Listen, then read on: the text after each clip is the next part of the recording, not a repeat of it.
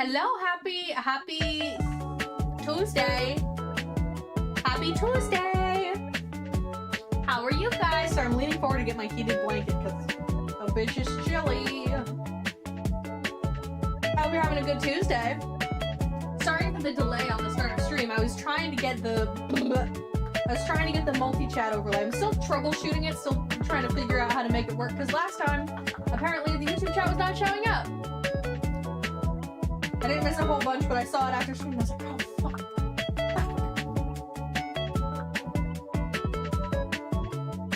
So, made sure that was right this time. Tuesday. Yes, it's Tuesday.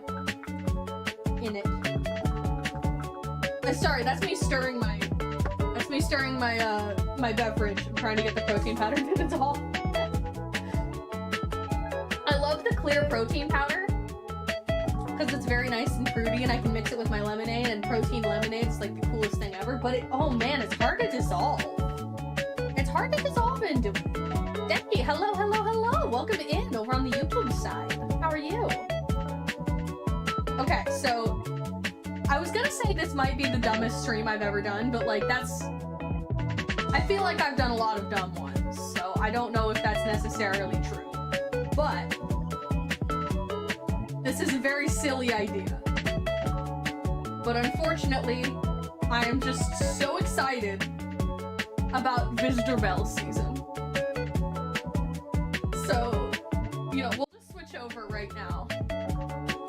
BGM needs to drop by about 10%. Thank you. That's right. Thank you. I was screen sharing something. I think it was the trailer for a movie I wanted to watch with my friends, and I was screen sharing on Discord, so I turned the volume on there up. And normally I have my YouTube volume down a bit for this exact reason too. Thanks for letting me know. But yes, for those of you who are not familiar with Doorbell, we'll go to the About page. The fish doorbell at the Vuursluis in Utrecht, the Netherlands. Every spring, thousands of fish swim through Utrecht's canals and waterways, searching for a place to spawn and reproduce. Basically, there's a manually operated lock in the canal in Utrecht, and they need to let the fish through the little door. They need to let the fish through the little door so that they don't get stuck, but they can't have it open all the time. They can't have it open all the time because it'll, you know, too much water will get out of the canal and it won't be good for the canal.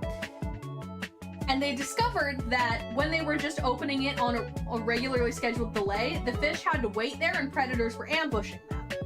So instead, they live stream with a little camera in the canal, and when you see a fish, you press the fish doorbell so that they open the fish door. Oh yes, hello, yeah. Fuck. Oh wow, you need your nails clipped, huh? You can't have my protein. You can't have my protein shake. That's not for you. Sorry, we have a visitor. So they crowdsourced letting the fish through, and then it sends a little notification. No, you can't have my headphones either. It sends a little notification to the fish doorman. And then the fish doorman will open the fish door. And the fish can't ring it themselves. So they made a website where you can watch. Meta Knight watch stream, 25 streams straight. Hell yeah, holy shit, thanks for hanging out so much. They even have a guide to the different fish that you'll see at the doorbell, which is so fun. I hope we see an eel. Fish photos. If you get a good picture, I guess you can submit it. It's called the Doorbell. And it is just one of those silly things that I love about the internet. It's up there with Fat Bear Week as far as like delightful little events that people do online. And here's something I didn't know until I set everything up for the stream today. If it gets too crowded, you can't ring the fish doorbell because they get too many notifications. So we're in spectator only mode right now. We can watch the fish, but we actually can't ring the doorbell ourselves because too many people are watching to ring the fish doorbell. And I want to make it clear, earlier when I was on, there was like 2,000 people. And it would still let you press the doorbell. So there are thousands of people here in order for it to not let you press it. It's currently too popular. And so we're just gonna be spectating. But I thought this might be a fun alternative. It's seasonal. They only do this for about 2 months a year. Here, I'm gonna zoom in a bit. I thought this might be a fun... I'm gonna try and find a nice place for me to be on screen.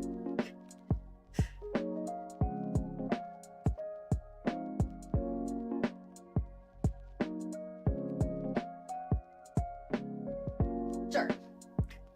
We'll just put it right back where it was. I thought this would be a fun alternative to a classic just chatting stream so that we have a little chill activity we can do of fish watching. You know, I know we're usually the burb watchers, but as a seasonal event, we can also watch some fish in the canals of Utrecht, Netherlands. So welcome to the Visitor Bell stream. The unofficial Visitor Bell watch along.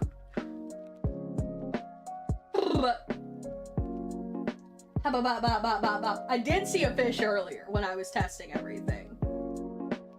So they do show up sometimes. But it's very random. You never know.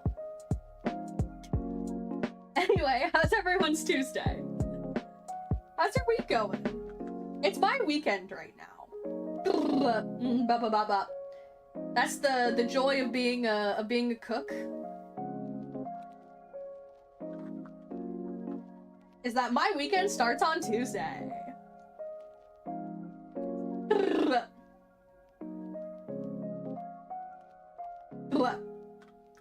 So I'm pretty much always...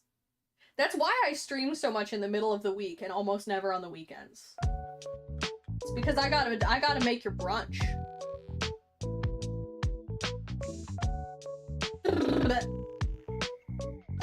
Someone's gotta make sure your omelet goes out on time, and that someone is me. No, I actually do prep, but it's still busy for the brunches and stuff, you know. And dinners, you know, if you go out to dinner on the weekend, somebody has to make sure that your soup is ready to go out. Someone's gotta make the soup, and I make the soup. So that's what I'm doing on weekends, and why I almost never stream. I'm gonna try and start streaming on Saturday mornings because I do the PM shift on Saturdays, and I think it's easier to stream before I go in for my shift than after, because I'm not as tired and sweaty. Oh geez, I remember cook prep, chopping so many damn carrots. I literally have a blister right now because I'm a little out of practice because I was unemployed for a few months. I have a blister from making French fries with the like big old fry press and chopping veggies for soups and stuff. I also have like, you know, some burns, but that's normal. I have the standard injuries, but also I have the embarrassing, too much knife work blister. So hopefully my calluses come back soon, because that's embarrassing. I'm supposed to be a professional. Fish watching stream, passerby. What the fish doing? What the fish doing? Exactly. Today we get to find out what the fish doing.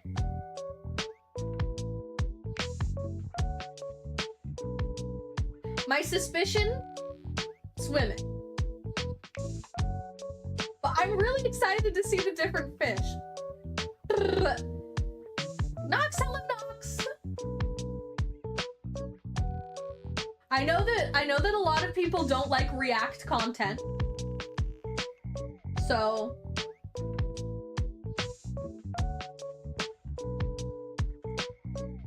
if you guys aren't into React content, I understand. I don't want to steal views from Doorbell. No, this is just kind of a background activity. We're mostly just gonna hang out. What we doing today? Fish watching. We can't actually ring the doorbell because too many people are watching the stream, but this is to let the fish doorman know when the fish need to go through the fish door in the canals in the Netherlands. It's breeding season for the fish, so they're swimming in the canals. And they gotta get let through the fish door sometimes.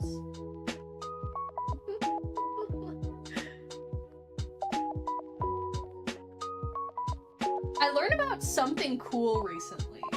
You can sponsor bomb-sniffing rats, or there's also, I think it was, tuberculosis-smelling rats.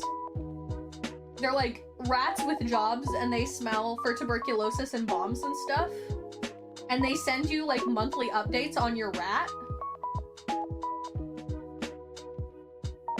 And I kind of think it would be really fun. I don't know, maybe if we ever do a subathon again, we can have a very low subathon tier goal to, as a community, sponsor a tuberculosis sniffing rat.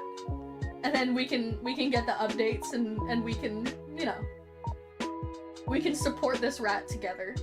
I think that would be fun.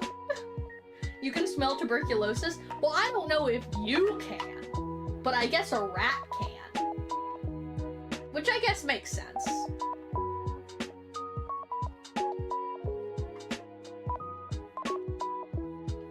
Y'all hear about Alberta? This is not like news, but apparently Alberta is like the only permanently settled like metropolitan area of the world without any like permanent rat colonies. There's no rats in Alberta. They take it very seriously. If you see a rat in Alberta, you gotta report that shit. You can't have pet rats. You see a rat, there's like a hotline you call. No rats in Alberta. Rats live everywhere in the world except the North Pole, the South Pole, and Alberta, Canada. Which is bizarre to me. It's bizarre. And I have some friends who live in Alberta. So naturally, I messaged them on Discord. And I said, have you ever seen a rat? You know, as you do. And they said no.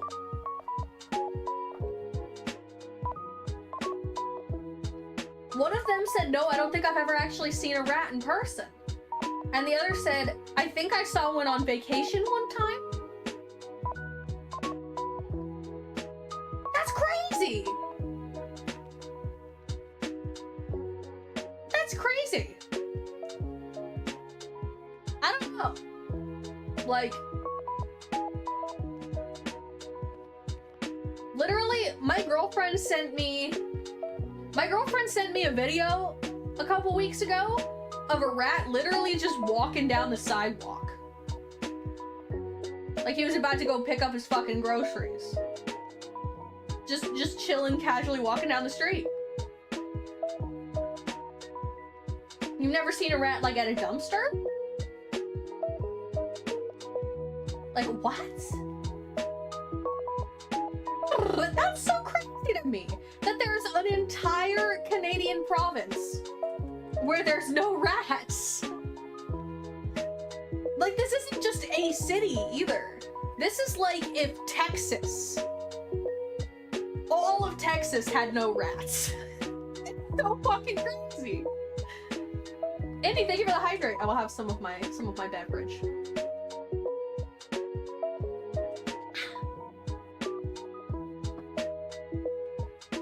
There's a woman who can smell Alzheimer's, and the doctors thought she was faking it, but she wasn't. They did a study and she successfully confirmed 30 people having Alzheimer's just by smelling their t-shirts. And she could even detect it early. That's crazy. I've heard of the girl who could smell cancer, but not Alzheimer's. I don't think I've ever seen a rat in person unless it's someone's pet. Really? They're around. Have you seen Bagel Rat? I don't know that I have. I'll have to look into Bagel Rat. I've seen a few mice, but not rats. Mice are cute. Large parts of a lot of states don't have rat issues. Makes me wonder about your rat presence in your area. Baby, I live in LA. Like, it's not New York, but...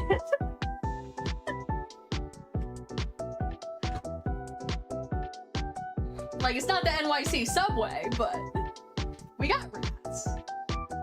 Even if it's not like an extremely widespread problem, there's permanent rat colonies pretty much everywhere. No, I mean the four-legged furry rats, not movie execs.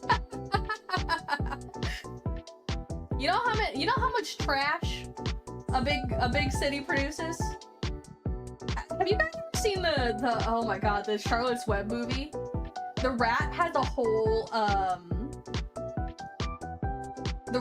whole song about how much he loves the trash from the fair. And it gets stuck in my head sometimes. A fair is not a fair without a smorgasbord, smorgasbord. That's all I know, but I remember it's a fun song. But Bagel Rat is just a rat that walks down New York City sidewalks with a bagel in its mouth and somehow it finds one every single day. I love Bagel Rat. I mean, it's New York City. Rats and bagels are like the big things. Have you heard of the Toxic Lady? Oh, Gloria Ramirez? Okay, it's kind of crazy. I knew her name off the top of my head, actually. That's insane. I watch too many weird YouTube videos, but yes, I have heard of her. I think it was the hospital's fault. I'm gonna be so for real. Apparently that hospital had a lot of issues, and I think it was their fault. I don't think she was abducted by aliens. Would be cool, though. Well, I mean, I guess not, because she did not survive that, so... I guess it wouldn't be cool. But, I guess that would be the most interesting explanation, but I don't think it's the most likely.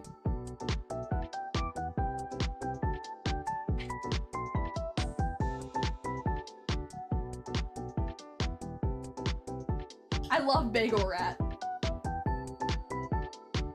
Wendigoon? You know, I haven't seen the Wendigoon one. I haven't kept up with Wendigoon in a long time, but I used to watch pretty religiously. I should catch up on Wendigoon videos. I did watch the entire 9-hour Conspiracy Iceberg. So I used to watch quite a bit of Wendigoon. I heard I loved his video on the Mystery Flesh Pit National Park story. And I heard that they have like an RPG now, like a TTRPG for the Mystery Flesh Pit National Park, which I might have to check out because it's such a fascinating concept. And also, I love TTRPG. I love them. I love how a lot of people think aliens exist and that there's this big worldwide government secret when you know for a fact that America would gloat and show proof of the fact that they drone striked an alien spaceship. Yeah. There's a lesser known but coming up YouTube channel called N-Fuel. And I also love Lazy Masquerade. Oh, Lazy Masquerade is good too. Hello everybody, Lazy here. With another video. Lazy here.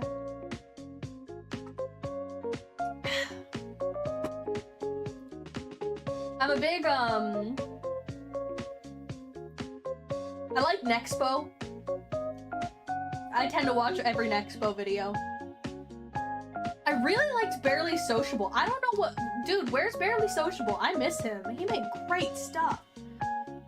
His 3-part series on the history and most likely identity of Satoshi Nakamoto, crazy.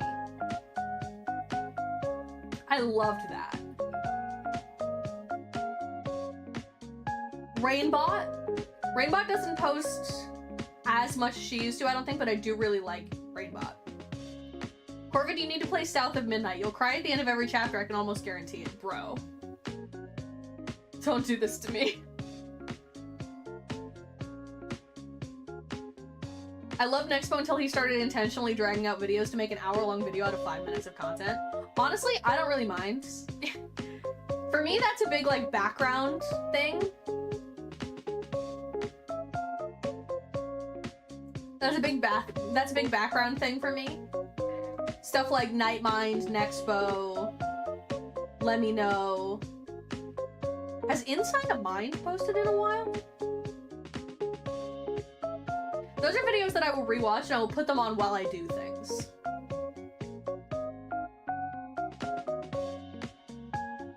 And I always enjoy a nice background video.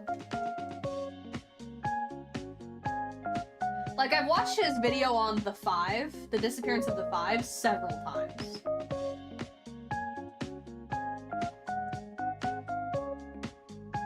I don't mind a slower, more atmospheric video. To be fair, she did lather herself up on grease all over her chest. Yeah, I think it was like probably an ointment she was using. Alexandra Moyotl, 9441. Hello, Alexandra. Welcome in. How are you?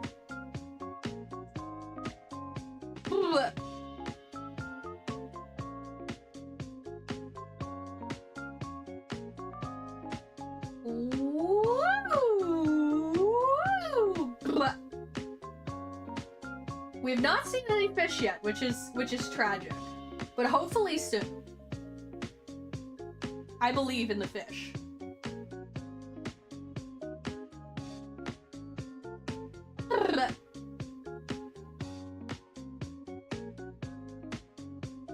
I'd have to rewatch Wendigoon's video on it. Yuba County 5. Yeah, the Yuba County 5.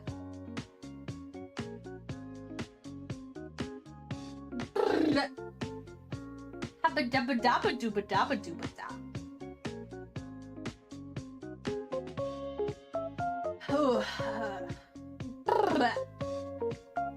I went roller skating this morning. That's why I started to stream a bit later than usual. I was making the schedule this morning. I usually try and make it earlier than fucking Tuesday, but I had a really bad migraine last night and I was working on Sunday, so I was like, you know what? I'm gonna start streaming later today and I'm gonna go roller skating. And I did, and it was lovely. I didn't actually fall at all today, so I am getting better. But how's the job going? Pretty well. They could tell I was really, really stressed, and so they were like, hey, is everything okay? And I was like, yeah, I'm just really worried about losing this job. And they were like, no, you're doing good. So that was nice. I guess I'm doing better than I thought I was. But yeah, I really like it. The people are very nice. I'm enjoying the food. My schedule's pretty good. All in all, I'm pretty happy with it. Forgot to separate the sentence there? No worries.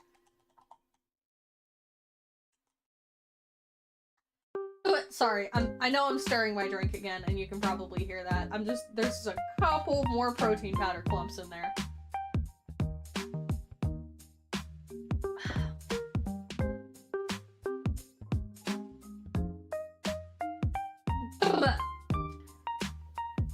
Oh, what was that? Did you guys see that? Ooh! Are those like water bugs? I can't blame you for being stressed, especially since you lost like 2 or 3 jobs for reasons that weren't even under your control.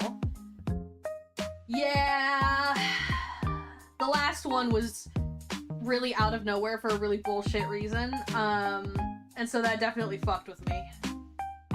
Because it was really hard to find a job after that. So I'm like, I can't fuck this one up, I can't fuck this one up, and they're like, do you think maybe you should chill out a little bit? And I'm like, yeah, that's fair.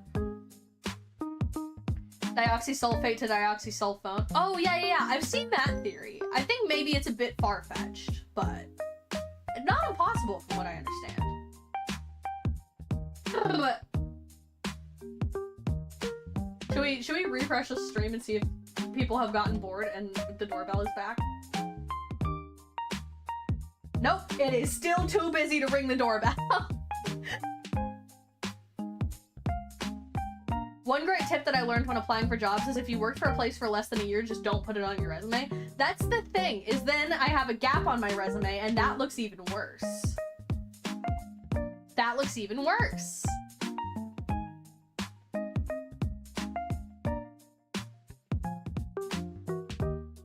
So I kind of can't do that, because then it looks like I haven't had a job in quite a while. Because I did some seasonal contracts up until we knew we'd be moving, because I didn't want to, do anything super long term, knowing we'd be leaving.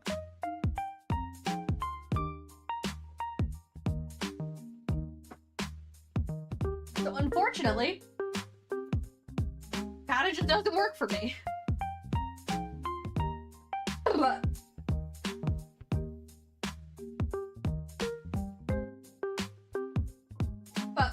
it's getting good. It's getting good. Things are getting better.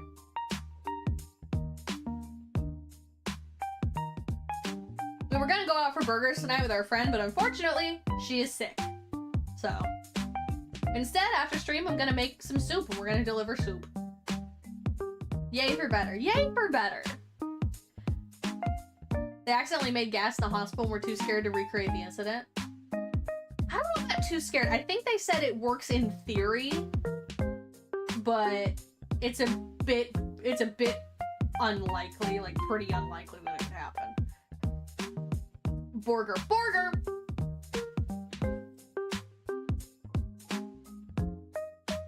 There's a lot of like pop-up like street food in this area, which is crazy. That's not something we had back home. Like, you can just be walking around and there's like a guy with a pop-up tent and he's got a full-on like al pastor spit set up. You order a burrito and he carves it off the spit right there onto his plancha and cooks you up the most delicious street tacos.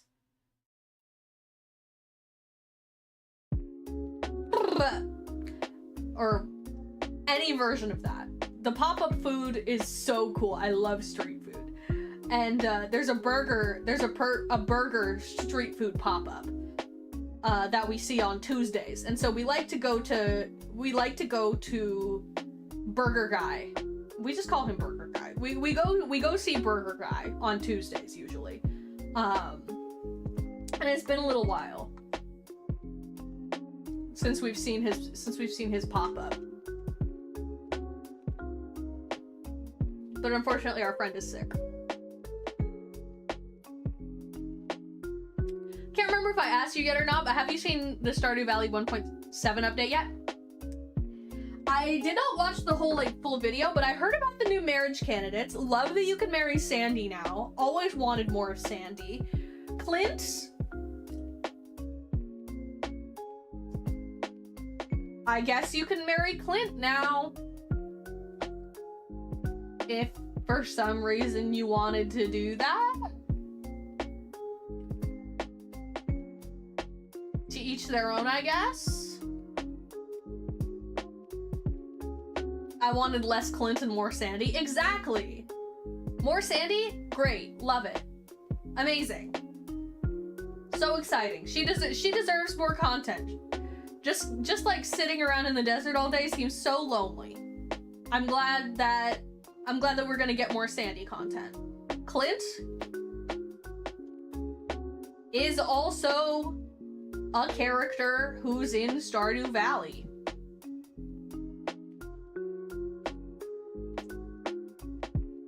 Yep. A lot of people were flabbergasted that you could date Clint.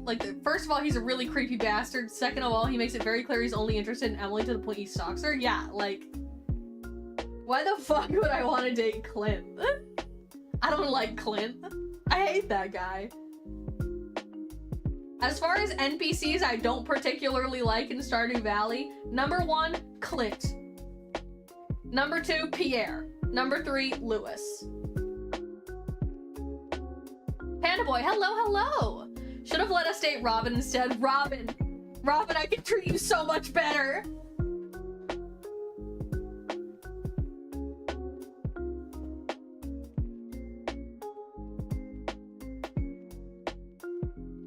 It should have been Robin. Let me wreck that home.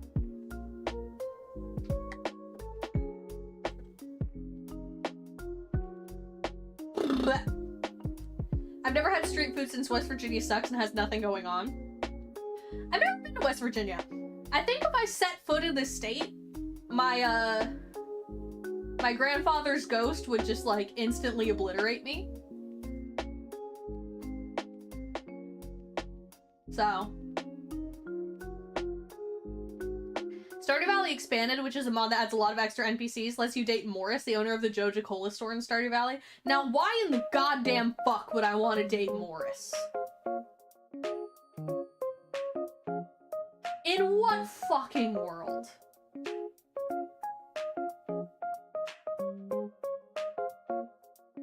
I've heard good things about Stardew Valley Expanded. I know there's the winery NPC with the pink hair everybody likes. I think her name's Sophie. I've never downloaded a mod for Stardew Valley, believe it or not. All the hundreds and hundreds of hours I have in Stardew Valley, and I've never played mod. I only play vanilla.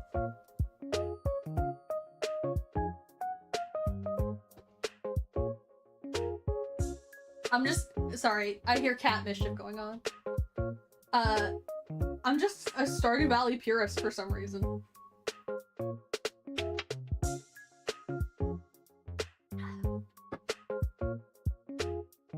You should give everyone a chance.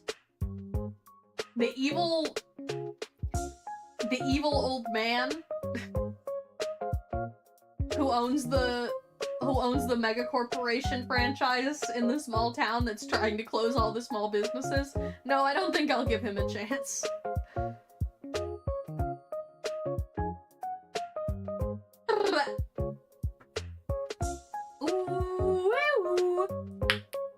Stardew Valley Expanded is really good. You should try it. It's a lot of fun and it does a lot with the farm as well. Easily 4 times bigger and has a lot more to it. Kind of funny that you could date him because even with your dating him and his special cutscenes, he's a dick the entire time and it's hilarious. No! No. I will not be dating the weird old man.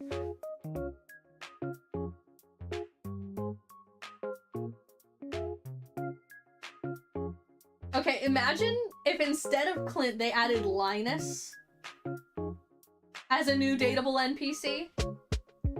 And when you marry him, the outdoor section of your farm that gets, like, filled in by your spouse for their interests is just his tent. That would be cute. That would be cute.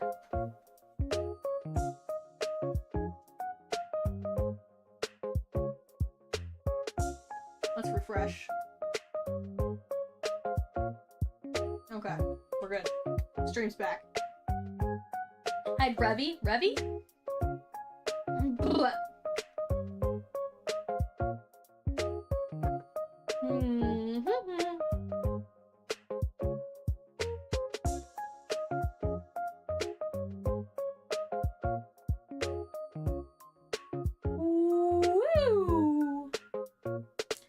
It's all about living on his own. There's even that cutscene with him where if you offer him a place at your house, he gets upset with you and says he doesn't need that. He's fine on his own. So I think the possibility of dating him would kind of break his own story. That's why I said he would keep his tent, but it would go in the yard. Instead of moving in with you. He would keep his tent. And it would just go in the spouse area. Of the farm outdoors. Or he could be like Krobus. I know everybody likes Krobus.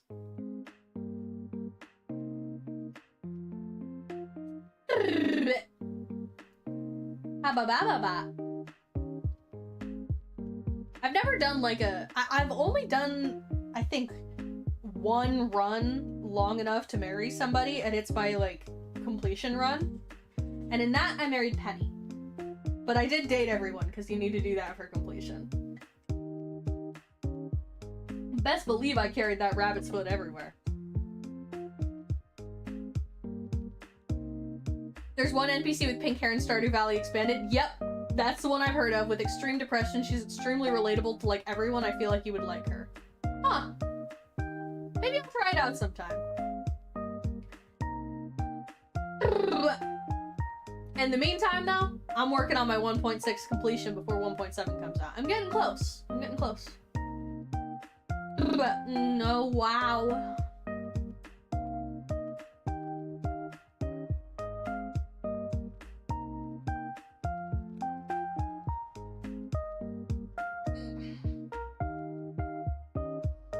No, the visitor bell. The visitor bell. It's buffering. Is it that crowded? Are that many people watching the visitor bell?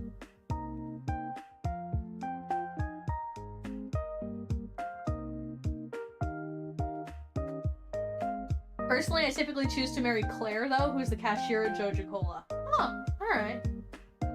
Who do you marry in vanilla?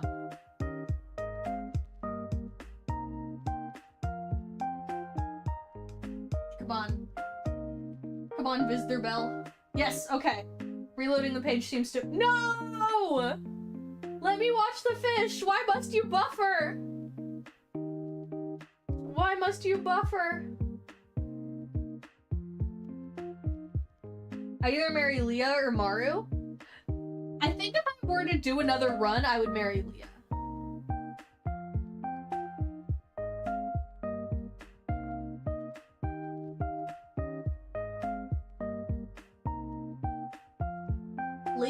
Leia? I always thought it was Lee for some reason.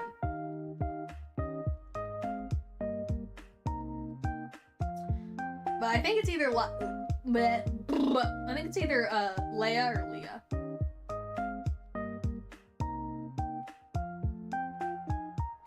I did marry Emily once, but she's not my favorite because all of her cutscenes are like so random and nothing is connected. It doesn't feel like she has any character development, and she's all just like, wow, I'm wacky and crazy. Yeah, I feel the same way. Love that she's just doing her thing, but I feel like there could have been a bit more storyline.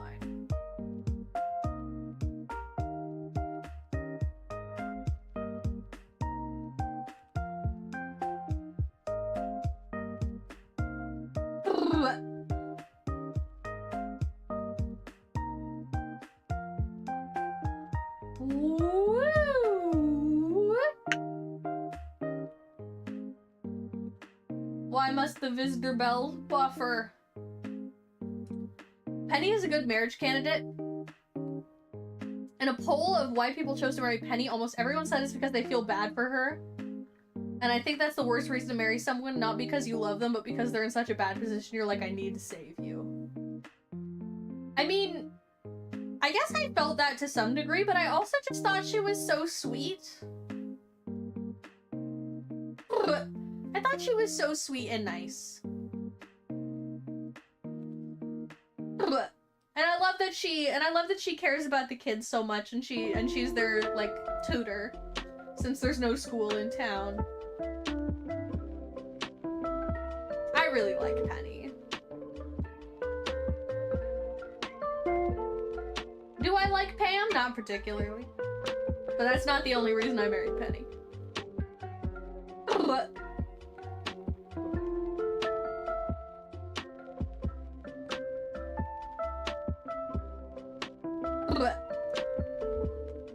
Sorry, just gonna crack my bones a bit. Much better.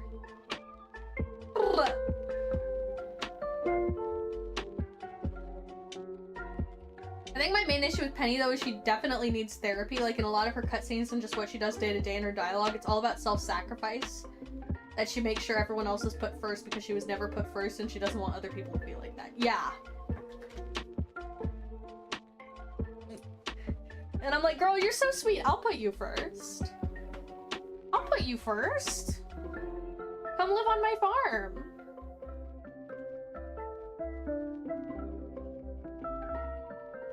She decorated our house with a fun strawberry theme.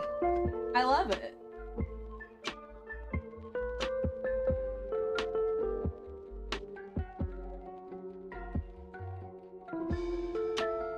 Sometimes she puts furniture in weird places, but I just leave it. I'm learning all about Stardew Valley, so all of this is foreign to me. Do continue. Absolutely. It's my most played game of all time. I think on Steam my hours are over 12,000 or 1,200. Probably more. Some of that's probably like AFK time, like probably a significant amount of it, but I've played a lot of Stardew Valley. I was thinking that maybe at some point we could do like a challenge.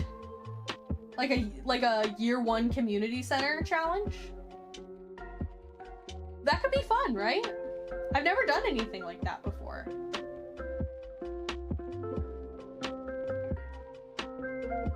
Ruka, hello! All the best and have a great day. Thank you, you too! I'm so sad about the fish doorbell buffering.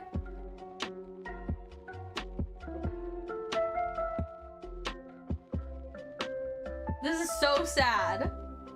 My main issue with Penny... Oh, I definitely already read that. She does need therapy. I think most of the Stardew Valley NPCs need therapy.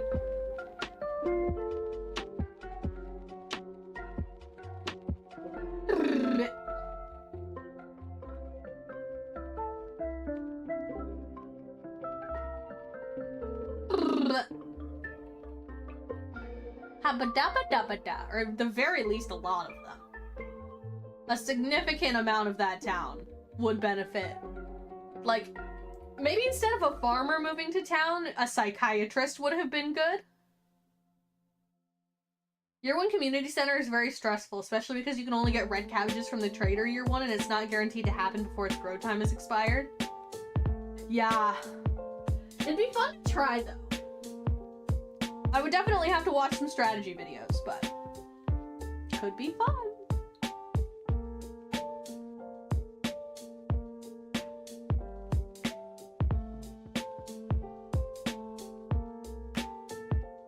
I did tile lock challenge and a never leave farm challenge. A never leave farm challenge is a lot of fishing, honey, and syrup collecting. I feel like that one would get boring.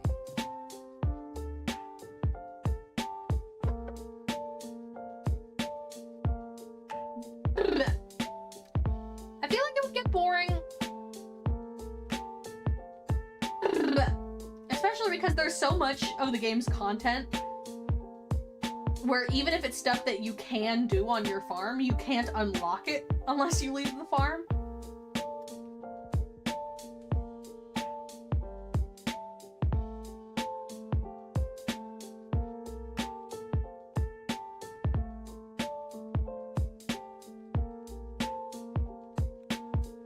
But I think it would be fun to do, because I know Stardew Valley very well. It might be fun to mix it up a little bit. Because watching me just play Stardew Valley I don't think would be super entertaining. Because I'm so familiar with it.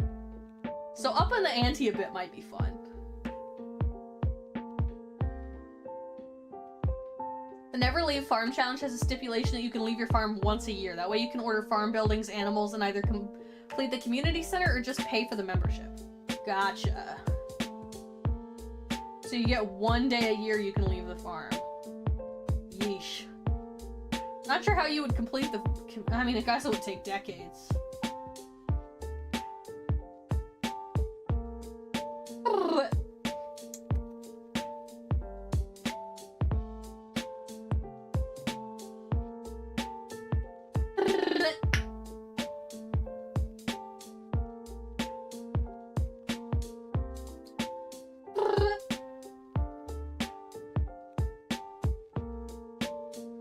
Your entire first year is saving up money, that way you can go to Clint and buy all of the ores. Yeah, you have to buy the ores. I feel like I would get bored so fast doing that. Mainly because I primarily play Codiem, Nikki, Uma, and Snowbreak, which is why I don't play other games like Stardew Valley. Oh! I don't know Codiem and Snowbreak, but I know Nikki and Uma.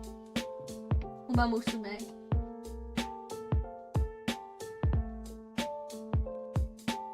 Uma Musume. I have not played it, but I know of it. The only gacha game I play is Food Fantasy, which nobody else plays. Which makes it really easy to do well in the like ranked events, like the leaderboard stuff. Because not very many people play Food Fantasy. COD Mobile. Oh! Yeah, I've never played COD.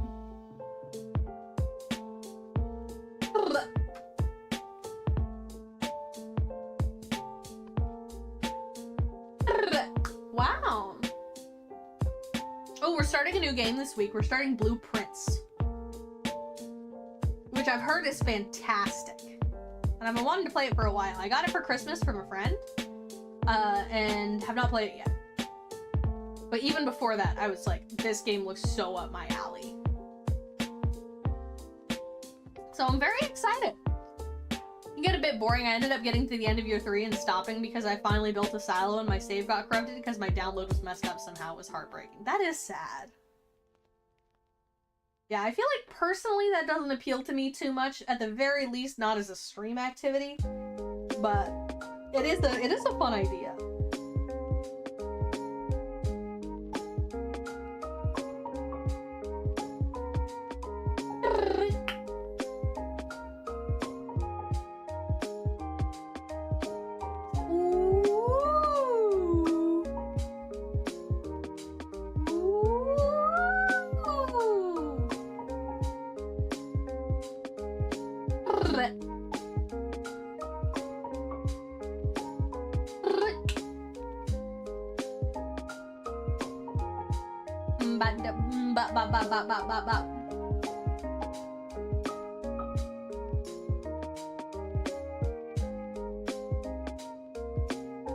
Visitor bell, no!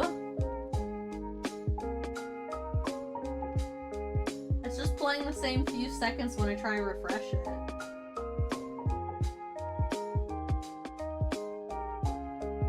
This is so sad! This fish is just called a bleak? Damn. If you want your sanity intact, don't play COD Mobile. Mind you, I'm level 400 and legendary 9 times. I love when people who play a game super religiously are like, don't fucking play this. I've not seen any of these fish. It's so tragic. Why we help the fish, that's cute. FAQ. Should we read the FAQ? When does the fish doorbell work? Starts on March 2nd. The first fish species, such as pike and eye, begin their migration, with a possible extension into June. Ooh. How often does the lock open? When only a few fish species are active, the lock is opened a few times per week. As the weather warms and more fish migrate, the lock is opened daily. From April onward, the lock is also open during the day for boats, allowing some fish to pass through at the same time. Why doesn't the lock open immediately when I press the fish doorbell? Opening and closing the lock is done manually and takes about an hour. Oh, wow! The lock operator decides whether it is worthwhile to open the lock. Interesting, I didn't know that. Why a fish doorbell?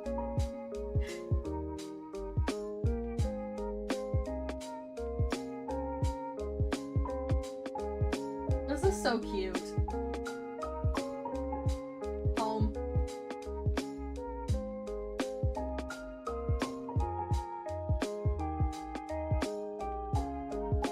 Well, apparently it's early in the season and there's not as many fish this time, which is unfortunate. So they would not open the door for a single fish. That'd have to be a whole crowd of them. Yeah, I guess so. Which does make sense if it takes that long to open the gate. I didn't realize it takes an hour to open and close it.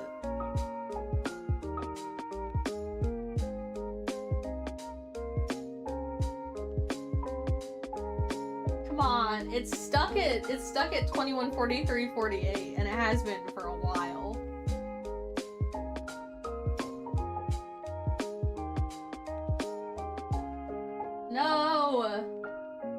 really wanted to watch the fish.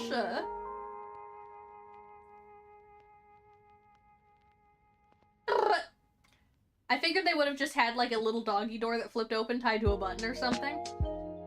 Yeah, I guess I kind of figured something like that too, but I guess not. It's not loading, things are bleak. I like that they have a little tab for the fish.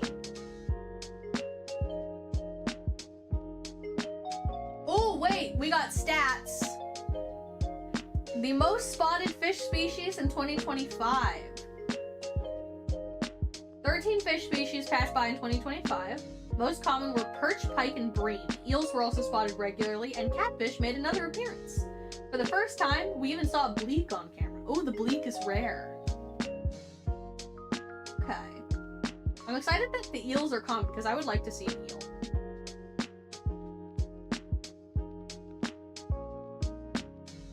Okay, let's see. 3 tips for spotting fish. Look in the morning or evening. Choose the right time of year. The first fish appear in March, but the migration really picks up from early April. Eels and zander are mostly spotted at night, if you're lucky. Okay. Well, there's a school lesson, currently only available in Dutch. That does make sense. Oh, I'm sad that it's not working. We might have to come back and do it in the future. Because I guess April is the busiest month for the visitor bell.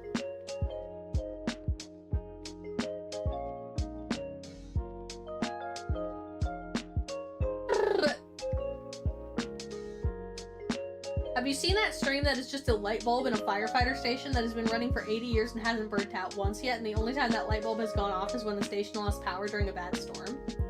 I haven't seen that stream, no. But I do know of this light bulb. And it's because of the project 17776.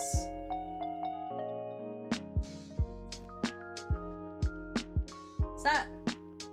I never know how to say it out loud. 17676? I just called it the future of football because that's how I first learned about it. Until I found out that the official name is 17776.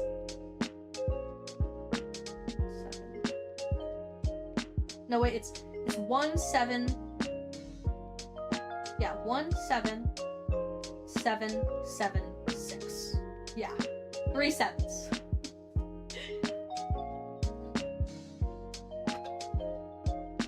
So it's not 1776, it's 17776. I don't know, maybe that's how you say it out loud? I haven't read the sequel yet, but I love it. The original is the only one I've read. I heard there's a 3rd one coming out. I still need to read the 2nd, but I need to catch up. If you're interested, here. Let me show you. No, wait, hold on. I'm not gonna risk anything, so I'm just gonna hide this for a second. I'm gonna search the future of football.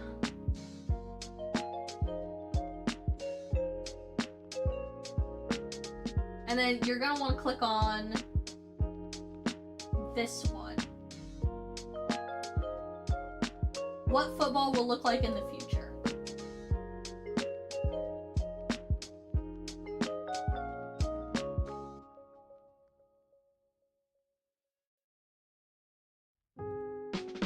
And you're gonna get thrown into this fascinating, interactive story.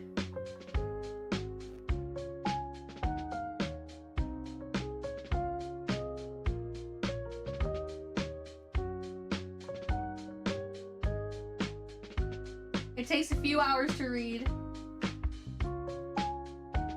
and it is well worth it. It's really good.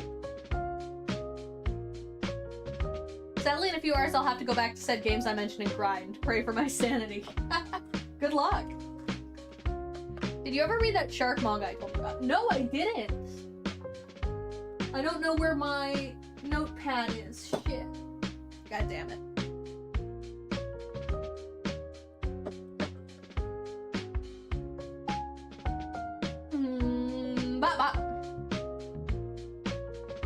Oh, you know what I should do? While we're waiting for the fish doorbell, I should work on the sweater I'm making.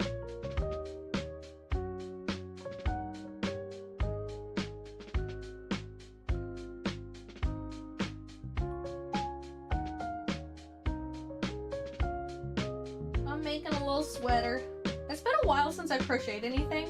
Cindy has been crocheting a lot lately, and it's kind of inspired me to start crocheting again. It's like I have all this yarn. I may as well make some nice stuff with it. And seeing all the cute stuff she's been working on is just so fun. I'd love to do some like hand cam crafting streams, but unfortunately, I don't really have a good space to set up a hand cam. I'd probably have to get like a folding table or some shit, which is kind of inconvenient, but maybe at some point. Because hand cam sounds so fun. I have a hand cam. I used it once or twice at my last place, back when I was in the walk-in closet, you know, back when I would stream from the closet.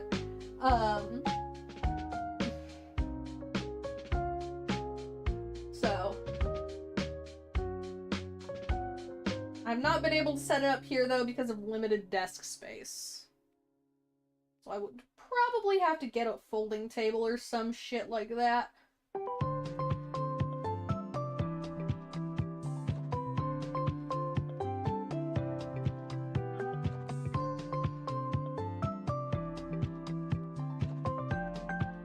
But in the meantime, I can tell you that I am working on a brown wool sweater.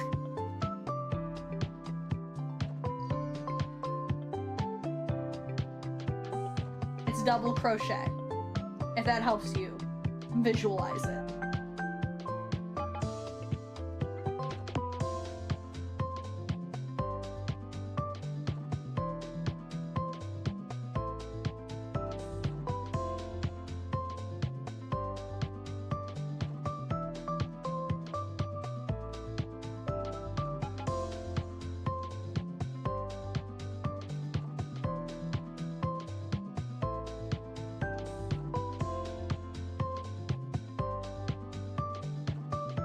Thank you for reminding me about the shark manga. It sounds really fun. We recently finished our watch through of She-Ra with our friend who hadn't seen it, and so now we're gonna do something else for movie night. I think we're gonna watch a couple movies, probably some of the heavier, spookier movies on our watch list, and then after that, we're going to palette cleanse with Way of the House Husband, which I've only seen season 1, but I loved it.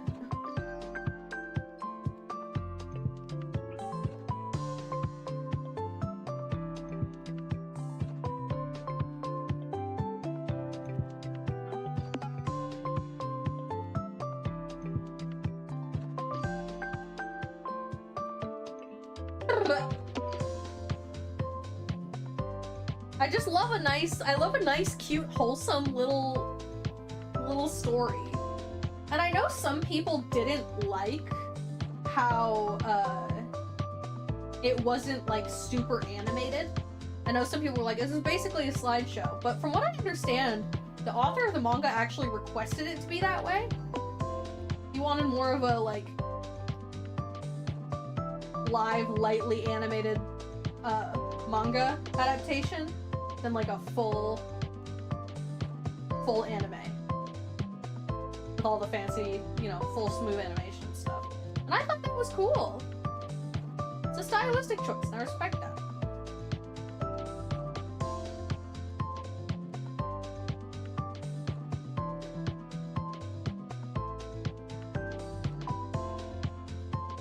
Honestly, I have so much stuff I need to watch. Can you believe I haven't watched The Amazing Digital Circus yet?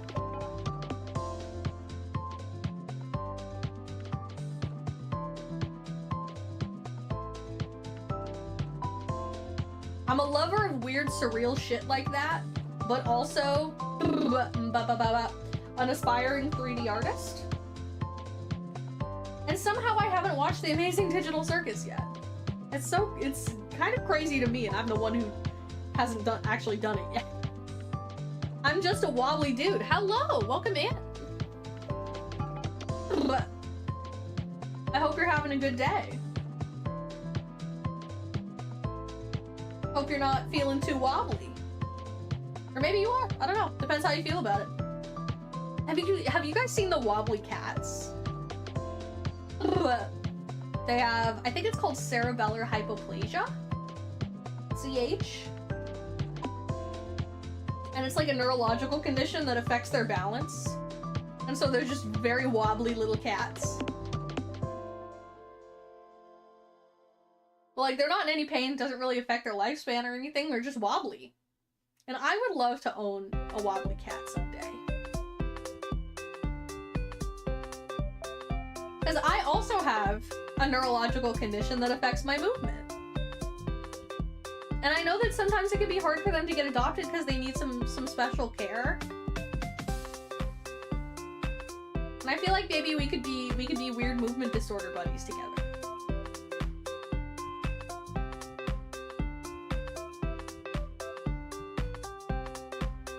Just a wobbly little guy. I have Tourette's, that's why I'm wobbly. Oh, wait, that's probably why you're here. That's probably how you got here.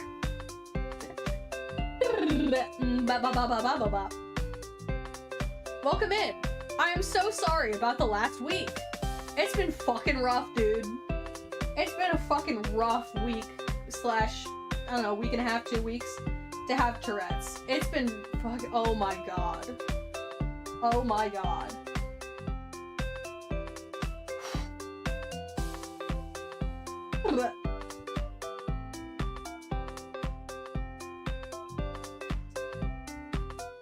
But, you know, we keep going.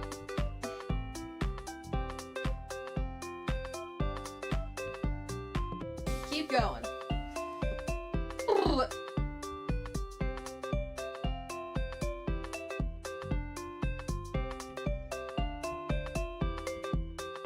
Sorry for the weird faces. I'm like picking at the dead skin on my lips with my teeth. God, that's the thing about living in like a more arid climate that I'm used to, is that my lips are always chapped. It's so annoying. I think I need to get like a really nice chapstick.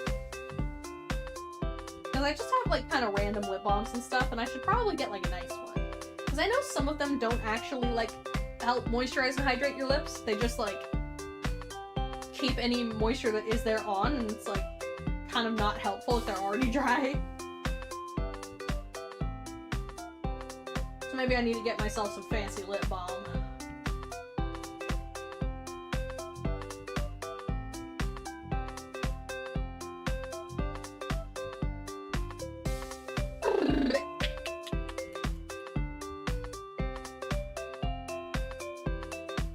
I had the intake after watching the news. I'm really sorry to hear that.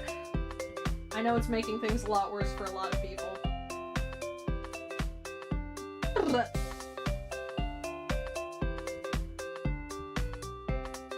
I'm trying. I'd just like to have a nice time online.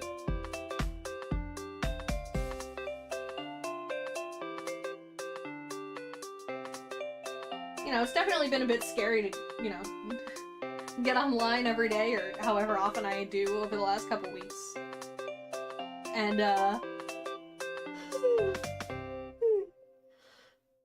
well, excuse me, I continue to tag my content with it. Because I know it's possible that someone will come in here and try and start some shit.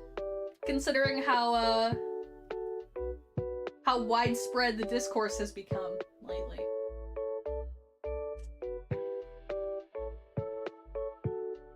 But just gotta keep going.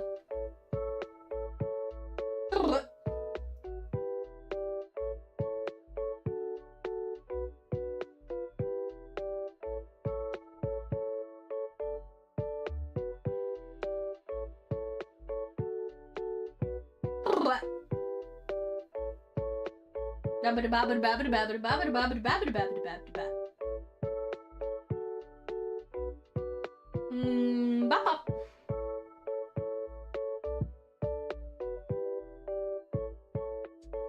I feel like maybe adding that blue raspberry sour protein to lemonade might be a bit too sour. I think my throat's a little upset at me. I might have overdone the citric acid.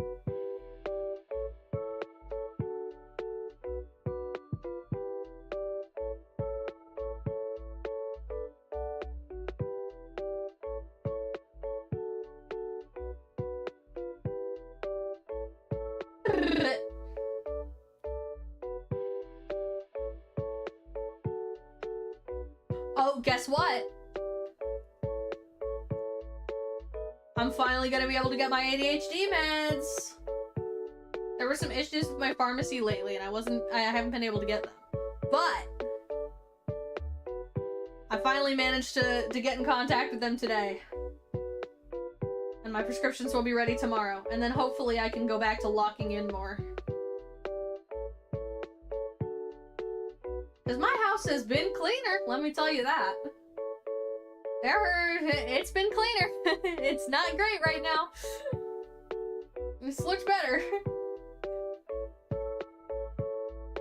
As has my screen time. That's been not great lately.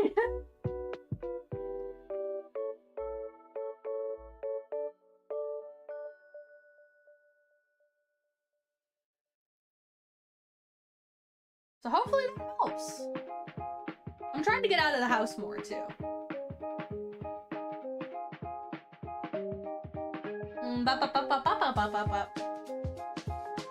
Trying to get out of the house more.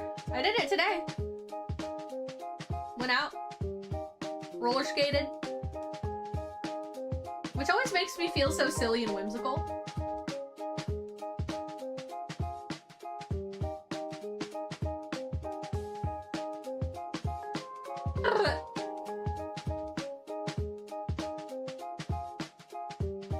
It makes me feel like such a manic pixie dream girl type of bitch. Like, oh me, I'm just gonna go out and roller skate. I'm not amazing at it, but I didn't fall today. This is maybe the first time I have not fallen at all. Fell? Not fell at all? Not fallen at all? Fuck, I don't know, dude, verbs are hard. Autism, ADHD, stuttering, Tourette's, I have a big stew inside me. I feel you. I have a stew as well. Slightly different flavor, but...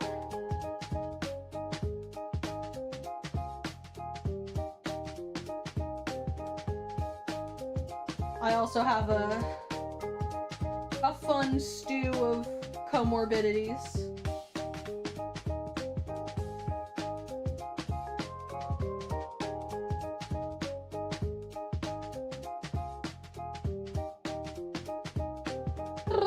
It's,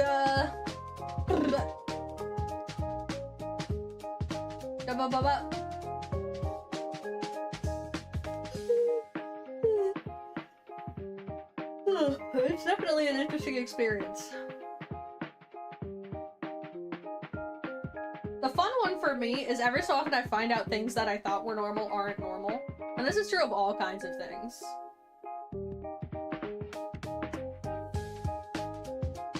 Every so often I'd be like, oh, you know that thing? And then I mention something and people are like, what the fuck are you talking about? That's not supposed to happen.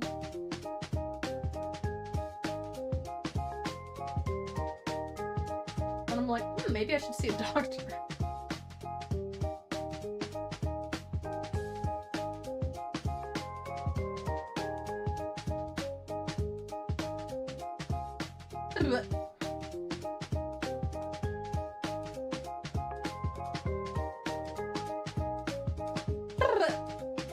I feel like crochet hand cam streams might be fun, you know, craft night. Especially if we do it with Cindy. Cindy and I were talking about doing a craft night. I don't know, maybe we could try one on stream sometime, who knows? It's my birthday this month. It's my birthday this month. I'm not sure what we're gonna do for it yet. probably do a stream early in the day since it's a Tuesday, so my girlfriend has to work, but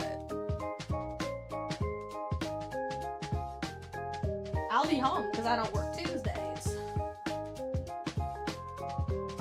So we'll probably do a birthday stream this year. Usually we don't, but since I probably don't have anything going on that morning, why not?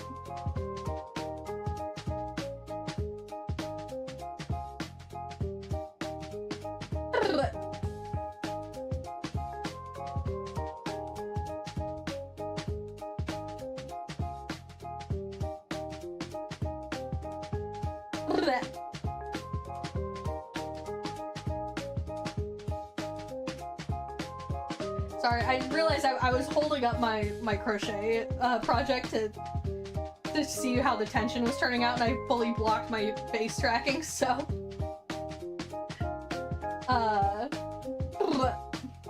apologies for that. I tried to drive one time, I couldn't do it. I know some people can, but I know I can't either.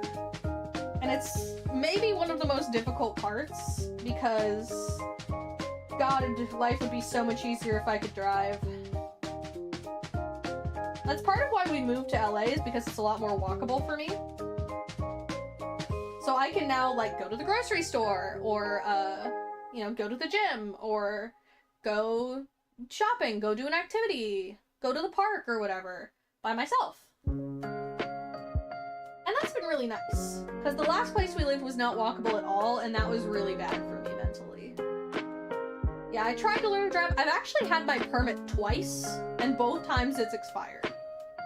Because when it was like the written test, I was like, yeah, I got this. And then as soon as it was like, okay, you have your permit, go get behind the wheel, I would try once or twice, and I'd be like, I don't think that's happening.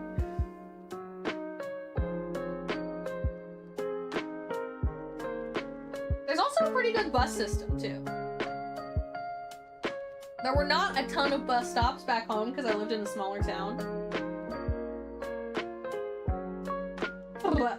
But here, a lot of bus stops. It's way more practical to take the bus. So if I can't walk somewhere, I can take the bus. I'm trying to get in better shape. Who knows? Maybe I'll take up running, which I don't really like to run, but cardio's not my favorite. But it would make it easier to get places in a timely fashion, so I don't know. I mean, I'd probably arrive sweaty and gross, so it might not be super practical, but I'm much more of a weights girly. I like to lift weights.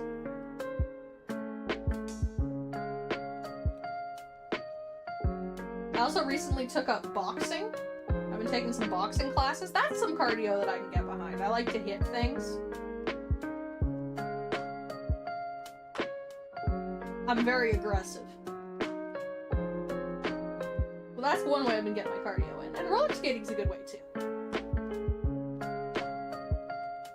You just go find a park or somewhere with like a walking trail that's paved and just go on a little skate.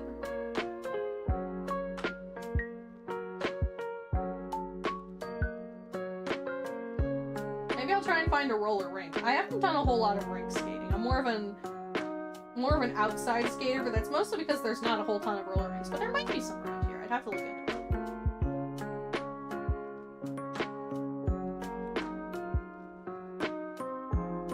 Back in the day, I lived not too far from a skate park. And I did try and skate at the skate park. I did sprain my wrist. Because I got a little too adventurous. I did make a lot of progress there, though. I can't skate backwards yet, but I'm shakily starting to. And once I can skate backwards, that's gonna be fun. I would like to be one of those cool girls who, like, dances on the roller skates.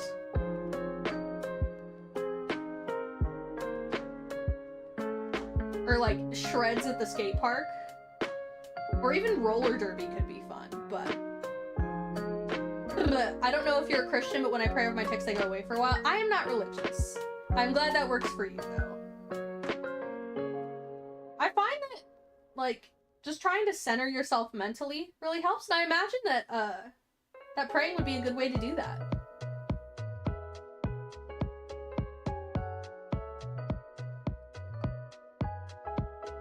Take some space, calm your mind, connect with yourself. I could definitely see praying being good for that, in a similar way that I know yoga helps a lot of people, or meditation helps a lot of people.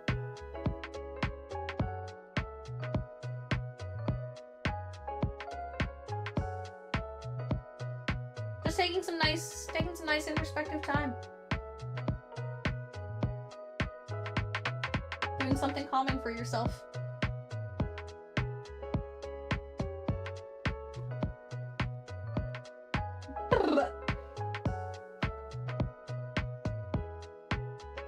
I'm not really a religious guy, believe it or not. Fair enough. I've definitely been in points when my tics have been particularly bad, where I'm like, fuck man, I'll try anything. Except cutting sugar. I'm not gonna cut sugar. That's always the advice that people give. Oh, you know, it'll get so much better if you cut out sugar. I'm not fucking doing that. I don't smoke cigarettes. I don't drink alcohol. I don't even consume a whole lot of caffeine. Sugar is my vice of choice. And you can pry it out of my cold, dead hands.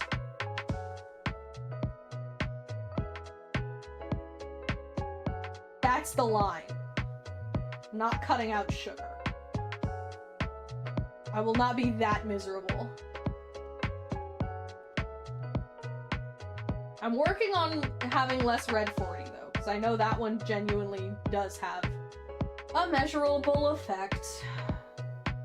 Hopefully they ban it soon so that I can stop having to worry about it. You know? Like if they just ban Red 40 and then it's just not in anything, I don't have to worry about it. I can eat my red vines and not even give it a second thought. Dude, I love red vines. I know that that's not popular. They're one of my favorite candies. A lot of people think that's weird, but I love them. They've got like such a nice chewy texture that pretty much no other candy has. And do you know why? It's because they're not gluten-free. They're made with flour. They're made with wheat flour. And that's why they have that, like, chewy, almost doughy texture that no other candy has. Take sugar, tics go, nah, buddy, have some consequences. Yeah, like, insane amounts of sugar doesn't have a great effect on me, but I'm never gonna be one of those people who's like, I completely cut sugar out of my diet and I don't eat any processed foods. I just eat chicken and rice and unseasoned broccoli. Like, good for you, man, but sometimes I need to have a nice little bowl of ice cream.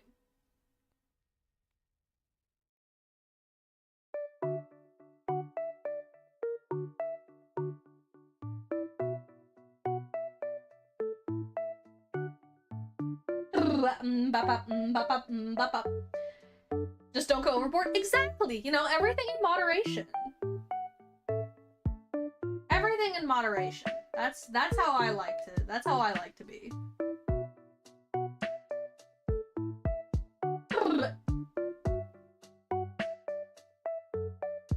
Unseasoned broccoli, those monsters. I know!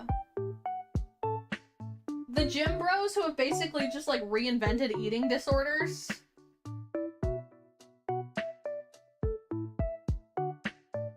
Not for me. Thanks though. Don't get me wrong. I like chicken. I like rice. I like broccoli. I season that shit. Sometimes I even cook it in oil. I salt it. The horror. I might even have some bread. That's a lie. I will definitely have some bread. Like, I'm trying to eat better, but I don't like to cut anything out. I just personally don't think that's worth it or good for me mentally.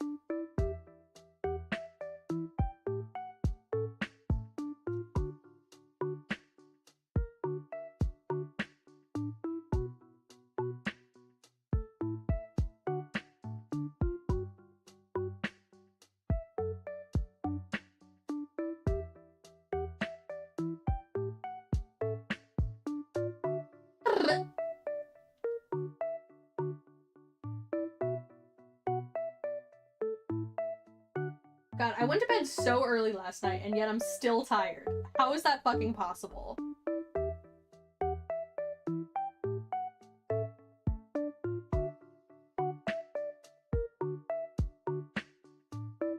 Why must I suffer from sleepy bitch disease? It's so tragic. I could get so much done if I didn't do that. Right now I'm like, man, a nap would go kind of hard. Like, no. No, Corbett. It's not nap time. It's supposed to be fish doorbell time, but... darn thing won't load. It's just stuck on the same 5-second loop. And then buffer.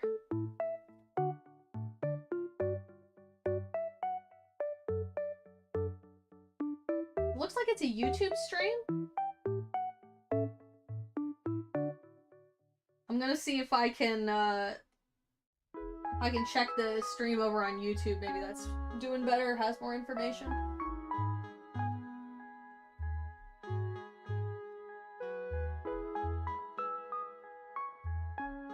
Hello?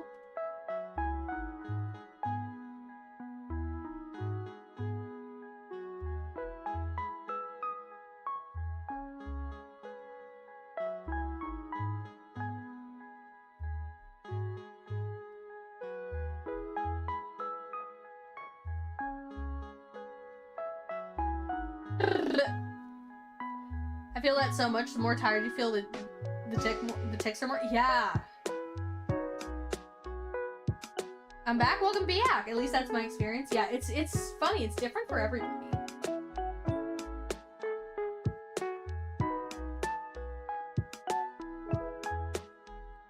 Okay, it looks like it's.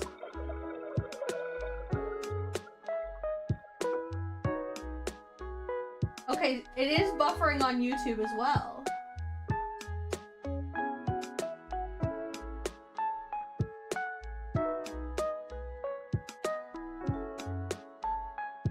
Someone says the website is still working. I wonder why it's buffering on YouTube. The website's not working for me. This is tragic. I wanted to watch the fish.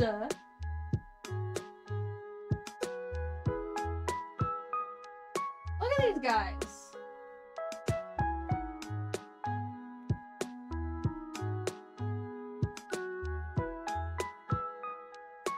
I was getting talked at about my break room. My break room is not really a break room, it's just the furnace room, and teachers have been putting stuff all up against the walls, blocking access to the panels. I was getting chewed out for not moving them away from the walls, and they wouldn't listen to me when I said I've tried, but the teachers keep putting stuff back in front of the panels. There's nothing I can do. That's so annoying. You should put up a sign.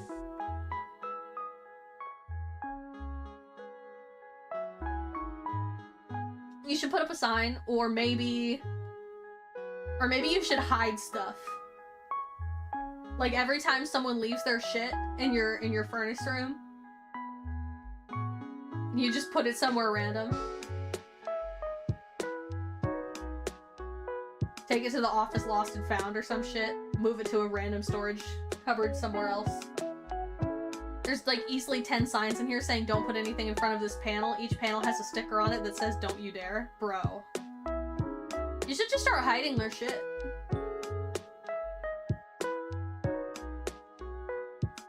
Just start hiding it. If you leave your stuff in here, confiscated.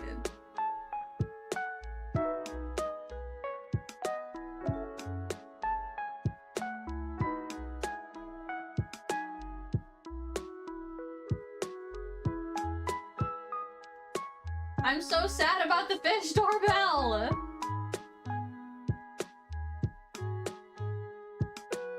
It's so tragic.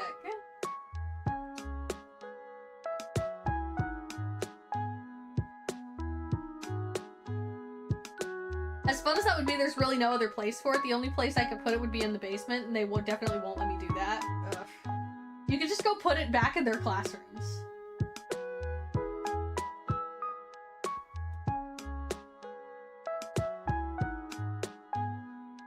Oh, maybe they'd let you put a security camera in there? That sounds expensive, actually. They probably wouldn't. That's unfortunate. Or the dumpster, or the dumpster. You know, at work, if you put something in the walk-in and you don't label it,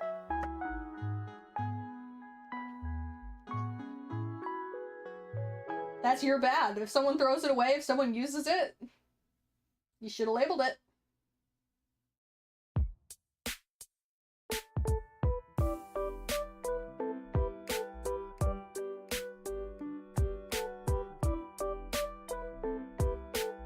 Most of them don't have permanent classrooms. There's a ton of beekeeping stuff in here and beehives that the teachers only, but that teacher's only here during the summer.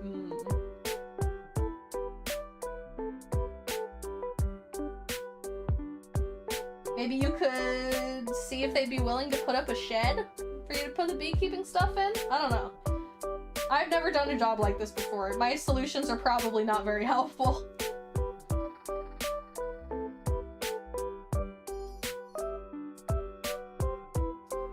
I say that, but he stops by like every single week just to check on the state of the hives as well as move things around.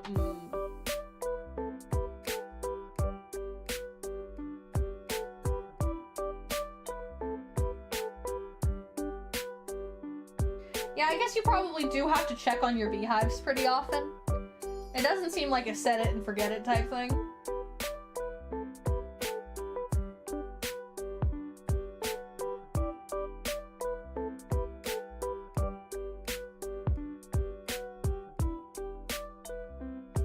As convenient as that would be. I don't know that that you can just kind of set up the bees and go, well, see ya. Be back in 6 months.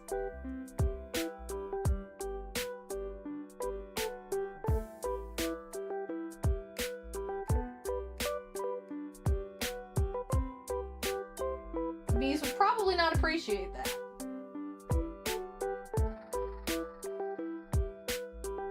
During the winter, it's because you only get one harvest in the fall, apparently, according to him. So during the winter, you have to bring it indoors so that way rats, spiders, mice, and moths don't get to it. Oh, okay.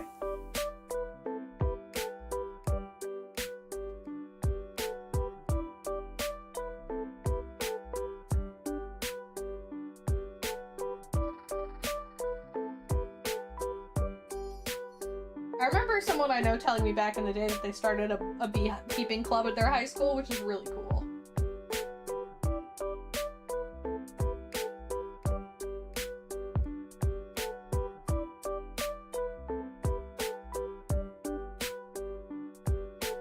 Guess there's a special type of moth that exists solely to screw bees over and eat their combs as well as laying their eggs inside the combs. Wow. Wow. Extremely uncool.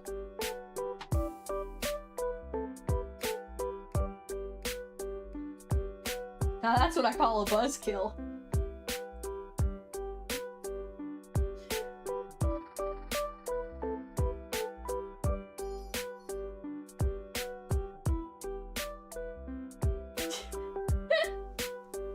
Boo me all you want.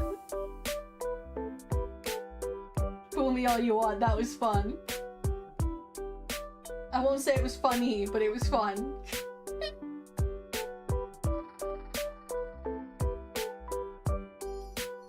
Have you ever heard of bee bread? I have not. What is bee bread?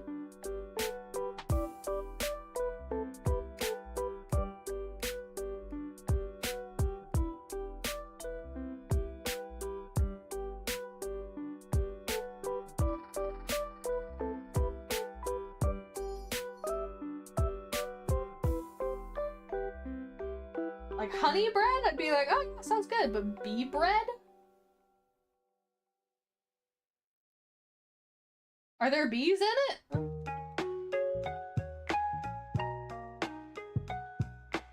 I've made like bread turtles. You ever done that? You make like the little loaves of bread shaped like turtles. It's very fun. Bread turtle. I should make those again sometime. It was fun.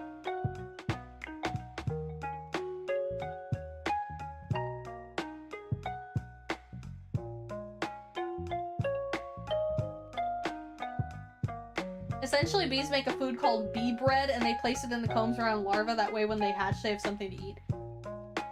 Huh. I've heard of royal jelly, but I've not heard of bee bread.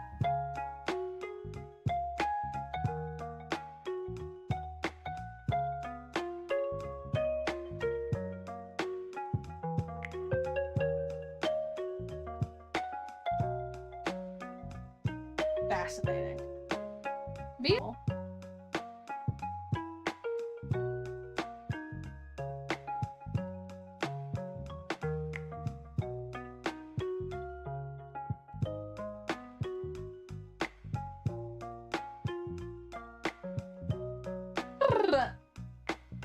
What funky little critters.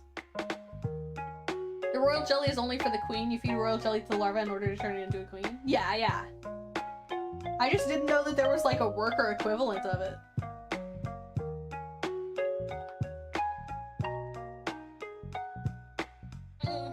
Sorry, big stretch. God, why am I so tired? Considering how tired I am and the fact that the fish doorbell isn't fucking working, this might be a short stream.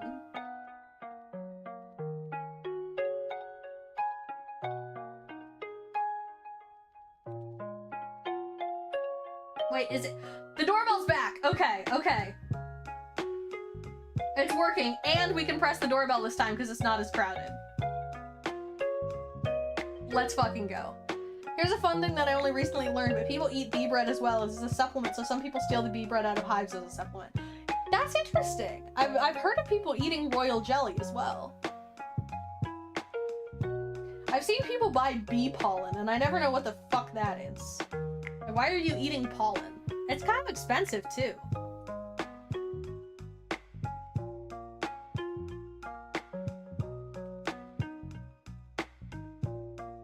I'd love to be able to make cartoons one day with some snippets of my faith. That's always been my dream. I never want to push anything on someone. That's just rude. That's fair.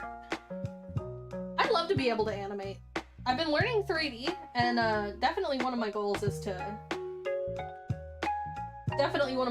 start animating. Just little stuff, but it'd be really fun. Bee pollen is the same thing as bee bread, it's just a packed up. Oh, okay, it's bee pollen. Okay. Then yes, I have definitely encountered that. I've just never heard it called bee bread.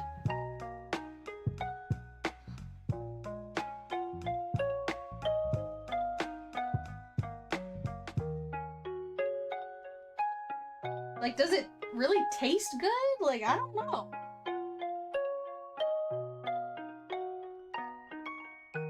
It seems like one of those things people probably only eat as like a health food thing. But I don't know. I've seen it used as like a garnish, and I guess that makes sense, but...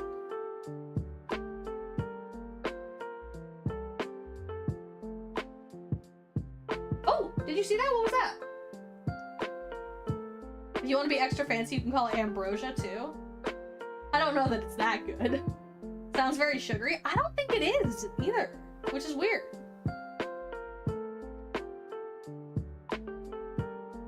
I think when I've tried it in the past, it was a while ago, I was very underwhelmed. I was like, well, this is like a small chunk of powder that tastes like kind of nothing.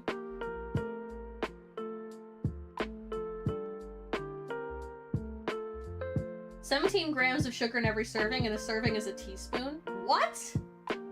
Okay, maybe I need to try it again, because I don't remember it being that sweet. I thought it was a health food thing. What is this stuff? Why?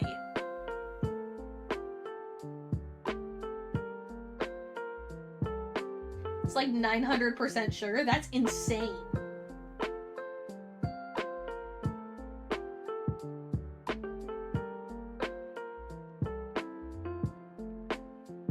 I'm excited that the fish doorbell is back. I think maybe people were just so excited to watch it that,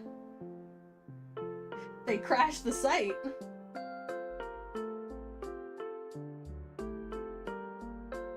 But it's back now, and we have the doorbell.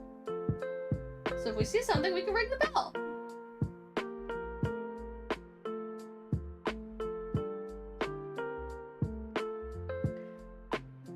I'd be bouncing off the walls as a tick. Yeah, that's a lot of sugar. I've been trying to exercise more because I think that'd help too, you know, get some of that energy out of me. And I do think it's been helping. My thing is that when I'm depressed, I tick almost not at all. So when I'm ticking more, or at the very least a noticeable amount, it's actually kind of a good sign, because it means I'm not in a like super depressive episode where I don't even have the energy to tick. So if I'm like super quiet, the people close to me get kind of worried about me. But if I'm making my little noises, they're like, okay, I think she's doing better. After looking at all the nutrition information on all of the sites that sell it, it is just sugar and has a very minute amount of extra things like vitamin B, A, magnesium, but it's so small. What the hell? Why are people eating it?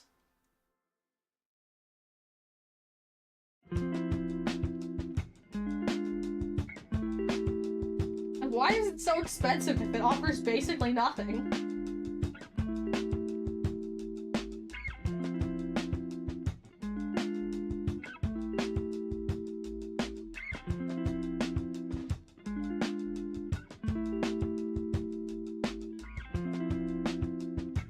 A lot of people out there are crazy. Someone just has to say, hey, this is a health food now. A lot of people will just believe them. It's true.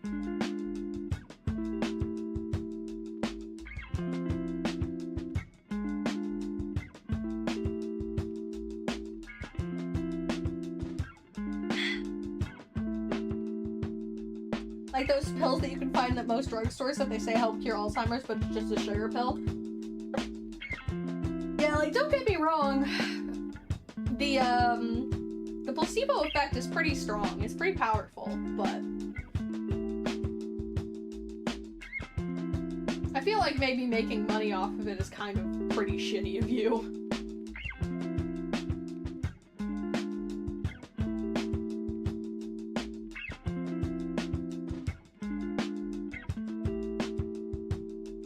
That's why you shouldn't believe people right off the bat, and that includes me. It's true.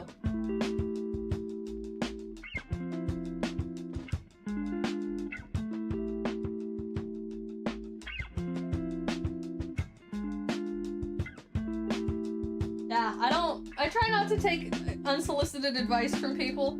At the very least, not without doing more investigation. Because sometimes people are just like, this is good for you. And it's like, okay, why? Why is it good for you? What does it do? What's the benefit? How does it work? And a lot of the time the answer is it doesn't. Just like anytime you see an ad and it says it's third-party tested, and I'm like, that just means you couldn't get FDA approval. Really? Is that what that means? I didn't know that.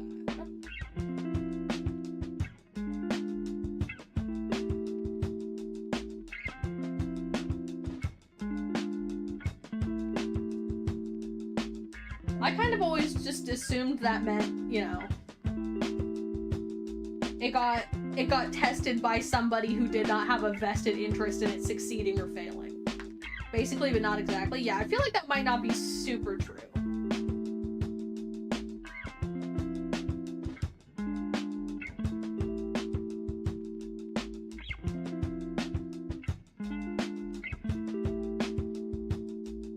Still no fish.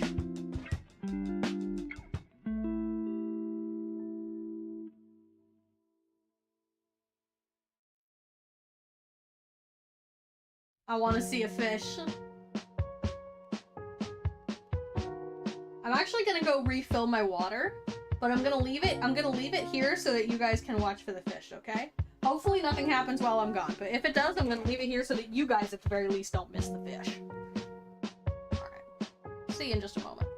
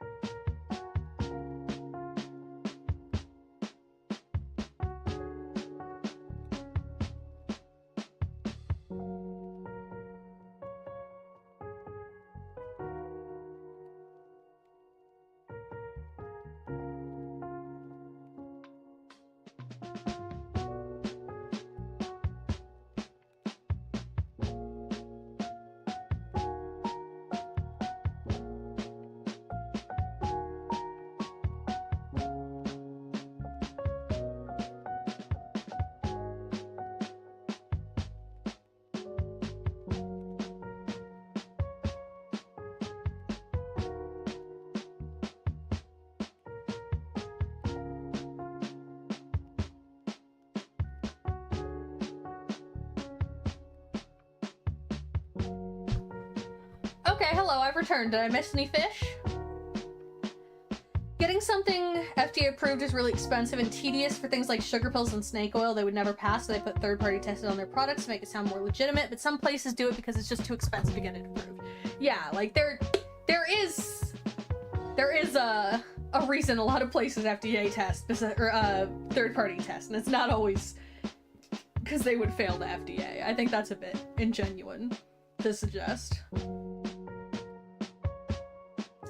Does remind me of that pink sauce lady didn't know the F in FDA stands for food, and she was getting all upset at people who said her pink sauce couldn't be sold by her because she didn't follow the FDA standards. Dude, the pink sauce is fucking crazy. It's fucking crazy. Just mailing that shit. Room temperature. Okay, where did my crocheting go? Did I drop it? I think I dropped it. Oh wait, nope, here it is. I was sitting on it. Dude, the fucking pink sauce was an insane arc.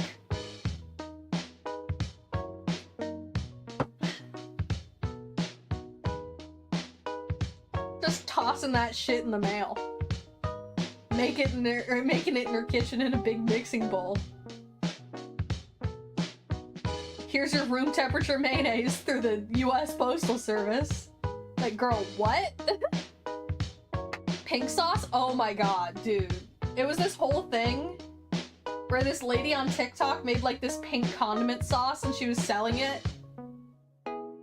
But she was following like literally zero food safety procedures.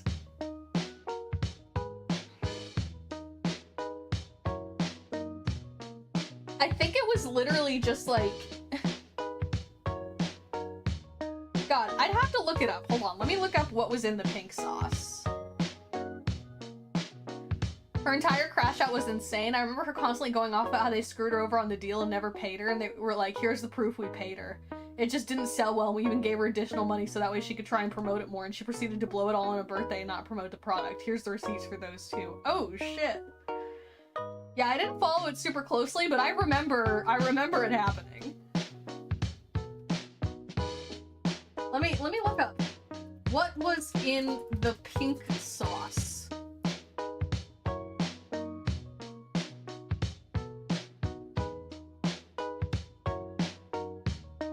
Water, sunflower seed oil, honey, vinegar, garlic, dragon fruit for color, pink Himalayan sea salt, chili, lemon juice, milk, and citric acid. Described as a slightly sweet and spicy ranch-like dipping sauce. It literally doesn't even sound that good. This sounds like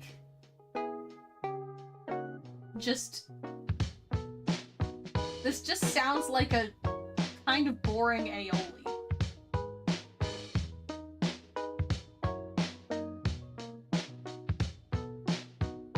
Like, what? Revealed the pink sauce in a TikTok on June 11, 2022. Subsequently began fulfilling orders for the sauce. Viral on TikTok. Noted inconsistencies in the ingredient list, with many raising concerns that the sauce may cause botulism. Pointed out the sauce was not approved by the Food and Drug Administration. Revised for safety purposes. Went back on sale in July. Sold out sometime around August. Planned to mass produce the sauce in the fall. Following a reformation of the recipe and packaging redesign to adhere to Food and Drug Administration regulations, pink sauce was made available in 4,000 Walmart locations across the United States.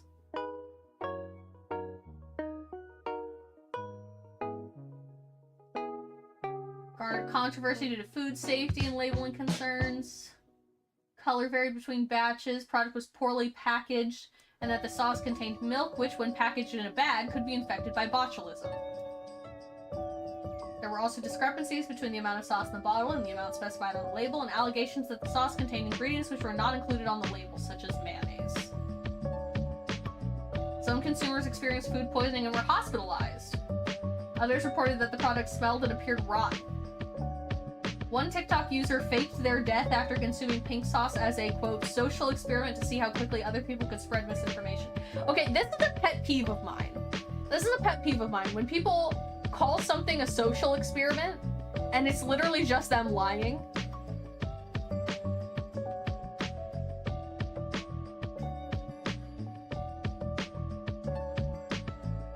Like, what you're doing is not a social experiment. What you're doing is called a hoax. It's called a hoax. A social experiment is a structured and measured actual scientific endeavor. Lying on the internet to see what will happen is a hoax. You people are stupid.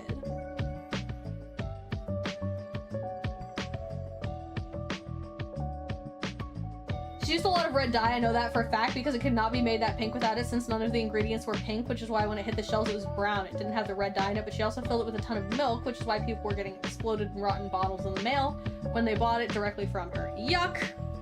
Yeah, I remember it was supposed to be not passion fruit. I love passion fruit. It was supposed to be dragon fruit. I don't know too much about dragon fruit coloring. I feel like there probably would have been a better option. Like, could you not have used beets? That's a way more reliable source of color. And you can buy it powdered. I don't know if you can buy pink dragon fruit powdered. It's a lot more of a tried and true method for natural food dye.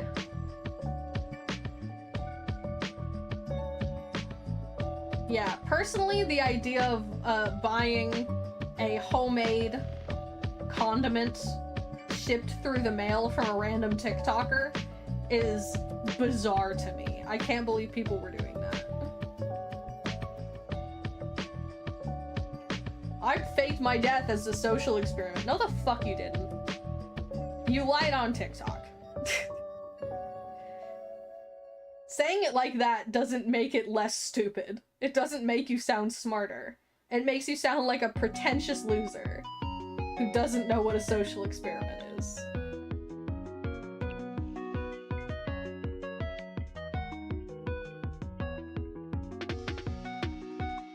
Reminds me of the dark chocolate study.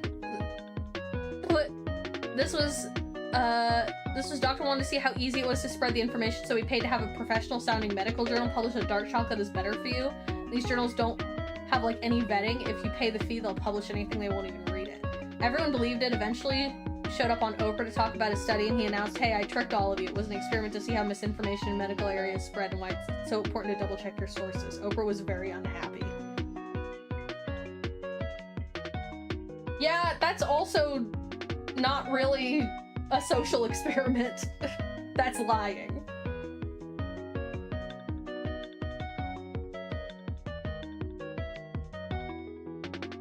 I wanted to see what would happen is not a valid hypothesis. That is not a measurable thing that you're testing. You're just lying.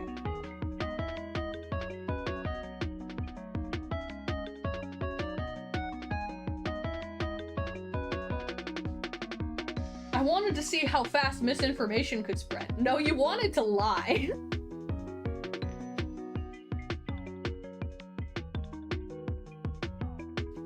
I do think dark chocolate is probably better for you than milk chocolate, but like, that's probably just because it's more chocolate and less sugar.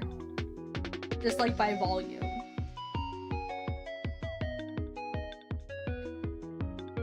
And dark chocolate is more likely to be higher quality because you can taste it more.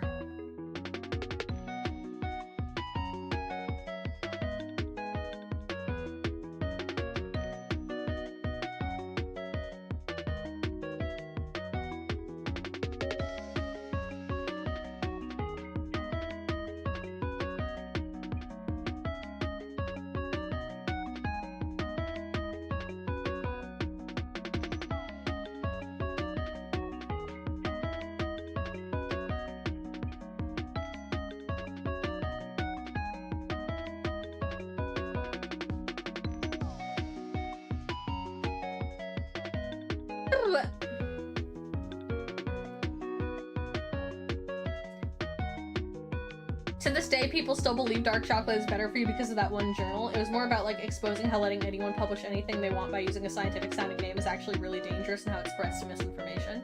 That's fair. I guess it isn't something super dangerous, but I do genuinely think that dark chocolate is probably better for you, but I don't know that it's like a superfood. Here. Is dark chocolate actually better for you?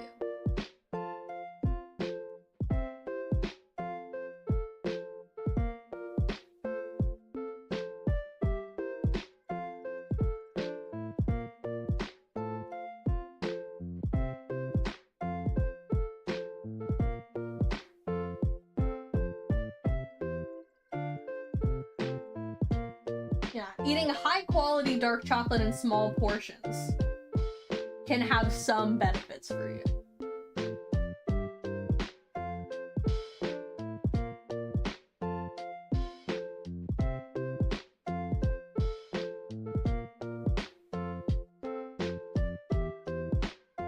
Dark chocolate health study hoax.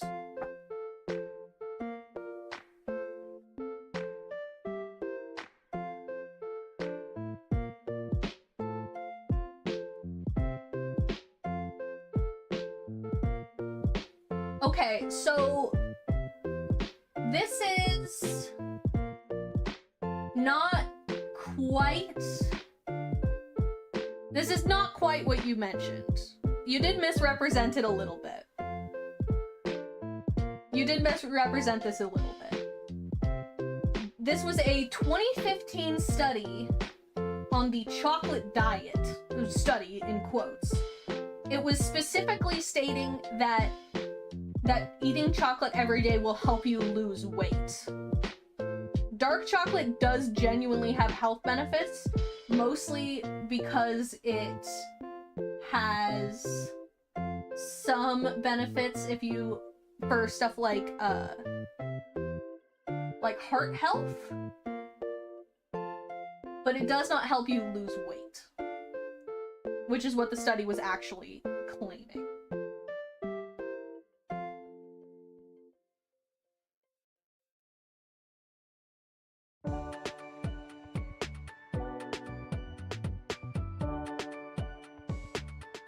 Dark chocolate does genuinely have some benefits.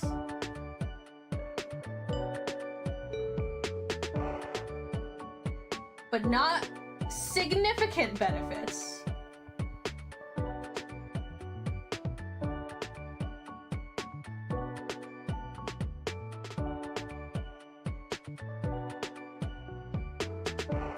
It just contains some compounds that can be good for you. It's not a superfood, and it definitely doesn't help you lose weight.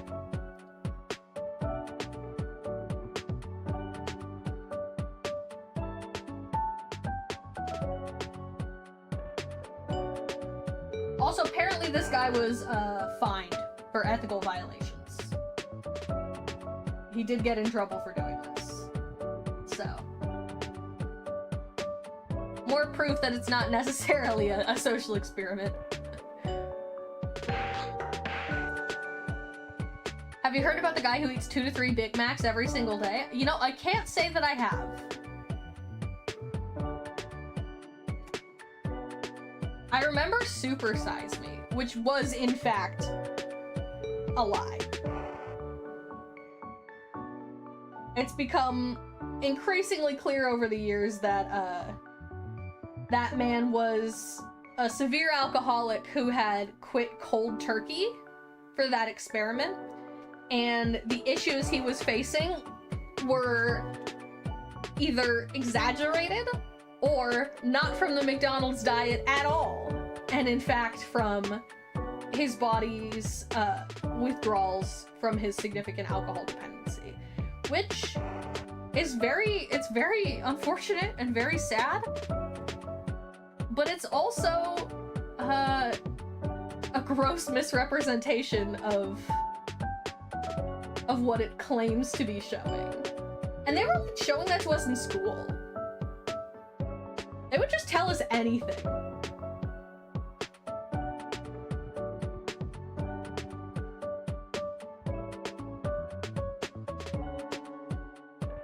Don't eat McDonald's. It'll make you throw up. It'll make you throw up a bunch and get super bloated and feel like shit and have horrible migraines. Like, it's not very good for you, but I think there might have been some other factors at play in that one.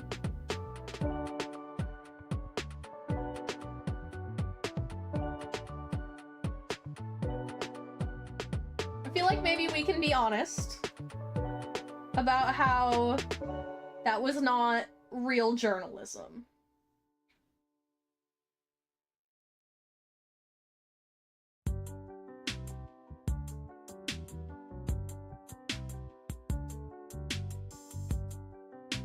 The shit they showed us in school, especially for like PE stuff, was insane.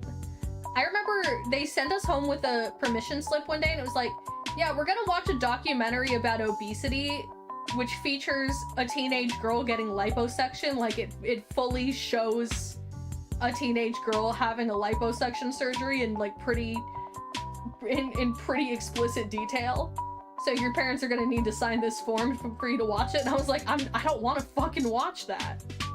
I don't want to watch that.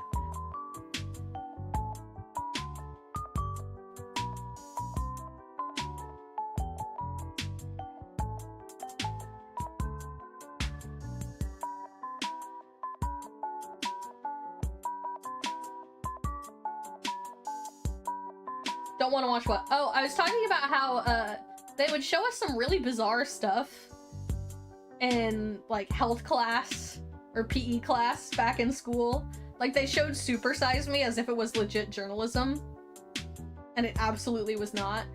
And one day they sent us home with permission slips, and it was like, hey, we're gonna watch a documentary about obesity.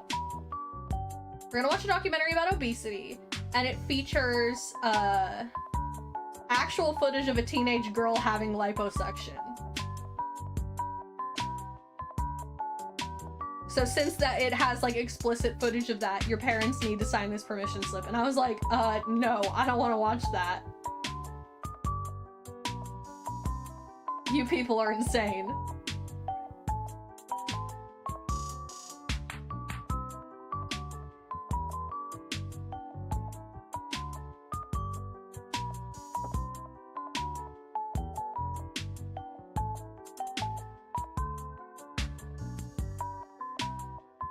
Like, no, I don't want to sit down with my whole 7th grade class and watch fucking a 14-year-old girl have liposuction in gruesome detail on the fucking gym projector. Are you out of your goddamn mind? When it finally came out that the guy didn't follow his strict regimen and supersized me and was drunk the entire time, which is why he was throwing up and why the doctor said you have severe liver damage, we only see this from people who drink a lot, typically makes a lot more sense. Yeah, I was just talking about that. I guess we were on ads, but I guess he had pretty significant alcohol abuse problems, and some of his symptoms were likely due to an attempt to quit cold turkey for the experiment. Whether he began drinking again after that is... I'm not totally sure. I didn't do a whole lot of research into it, but he was probably either heavily drinking during the experiment or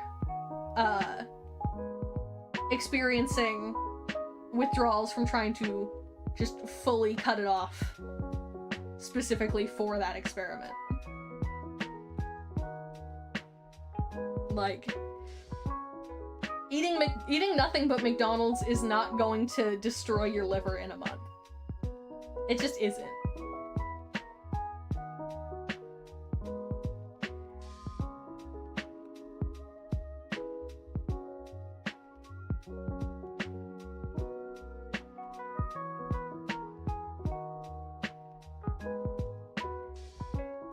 Like, in fucking middle school health class or whatever, they would show you anything to scare you. They'd show you anything. Doesn't matter how reputable it is. I remember they had these posters they would put all around the school campus of like, this is how different drugs destroy your body. And like some of them genuinely, yeah, concerning. Like the ones about like heroin and meth, and they were like, hey, this is a picture of what it does to your kidneys or whatever. Like, it was, first of all, those posters were fucking terrifying. They were freaky. Second of all, I went digging around online and found them a while back, and seeing the weed one next to all the other ones is really funny because they tried to make it seem just as scary, and it's just not.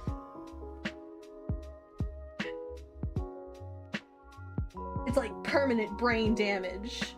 The heroin ones are like permanent brain damage. Your organs will rot. The cocaine one is like, it'll destroy your nose.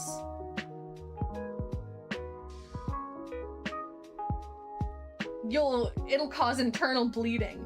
And then the one for weed is like, it'll make you hungry and lazy. Better watch out.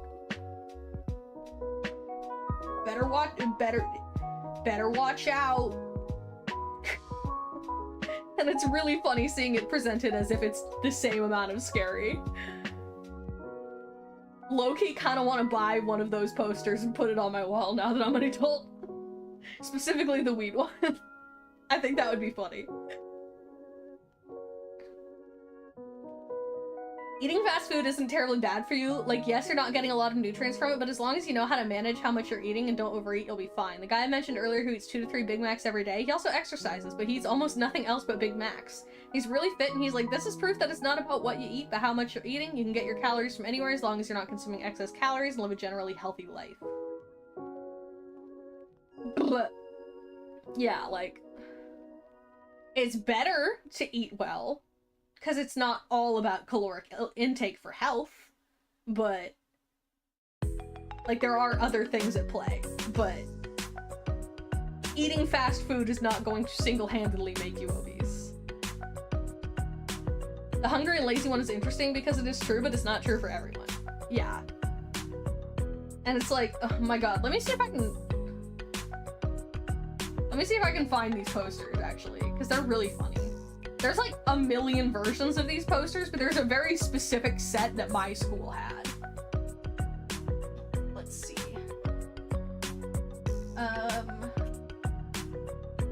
School drug posters, side effects. Found it.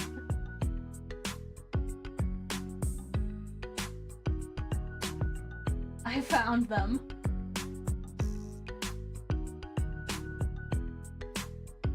Am I allowed to show this? I might not be allowed to show this. But like, the cocaine one, here's what the cocaine one says. And it's got like pictures of organs and shit.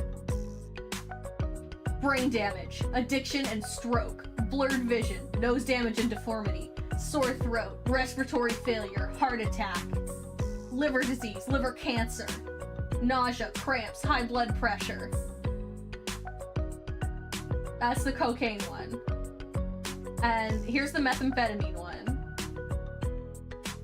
It says brain damage, stroke, hallucination, severe paranoia, violent behavior, suicidal tendencies, excess dilation of pupils, non-stop talking, extreme body temperature, lung damage, fluid in lungs, heart attack, heart damage, malnutrition, liver damage, sores, rashes, and welts. Like, it's pretty freaky stuff. And then the marijuana poster is way funnier. Reduces motivation, sleepy eyes, dry mouth. It's got the standard stuff like throat cancer and lung cancer and diseases. That's kind of only if you smoke a whole lot. Increases heart rate, increases appetite. like, reduces motivation, sleepy eyes, dry mouth, increases appetite. Like, you really cannot make this as scary as the meth poster was. You just can't. It's really funny.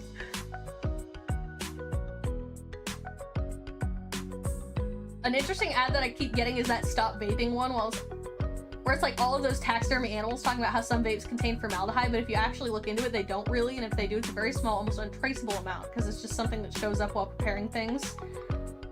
Like how when you eat vegetables, there's pesticides on them. It's not that they're putting formaldehyde in vapes, it's just sometimes it's part of a process at some level, or maybe a chemical reaction.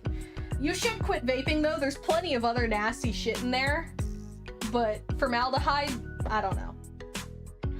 It is really, really bad for you. Evie Michael, hello, welcome in. How are you? I'm doing well. We're watching the fish doorbell.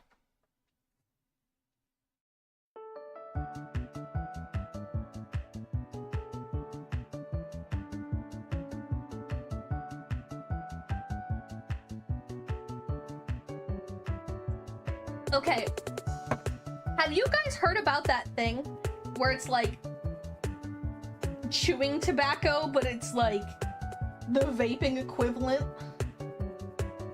I don't know what it's called. I saw a video about it and I genuinely assumed that I genuinely assumed had made it up for comedic effect. Like, I genuinely thought it was a fake thing they'd made up for the video. But apparently it's real. You mean like the dipping mint? No, it's like, oh, let me see if I can find it.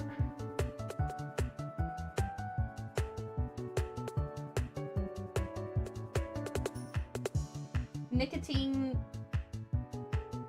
mouth thing. Nicotine Zyn. They're called Zyns.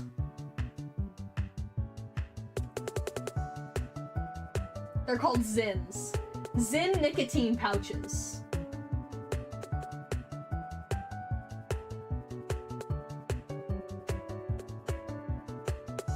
It's just like a little pouch you put in your mouth, I guess?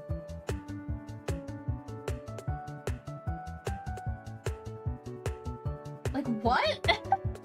What is this? What the fuck is going on, guys?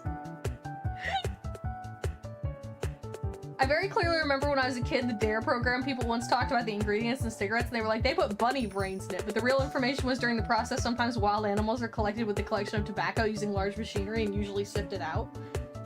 They didn't include the bunny brains one in mine.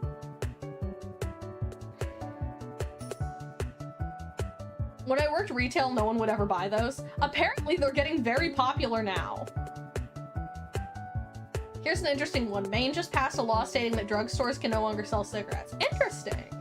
Are you talking about the tobacco that you chew? No, not the classic chewing tobacco. It's like these weird little flavored pouches that you suck on.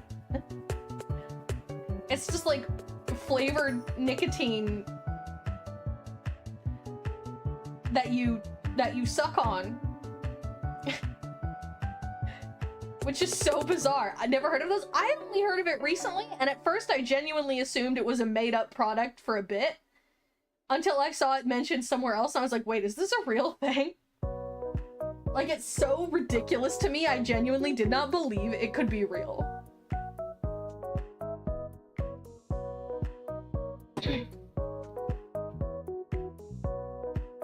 Chewing tobacco, that's like a thing. Like, my dad chewed tobacco when I was a kid. He quit. I used to go through my dad's briefcase, and I would steal his chewing tobacco and throw it away and replace it with a pack of gum. Which he did not particularly appreciate, but you know what? He did stop chewing tobacco.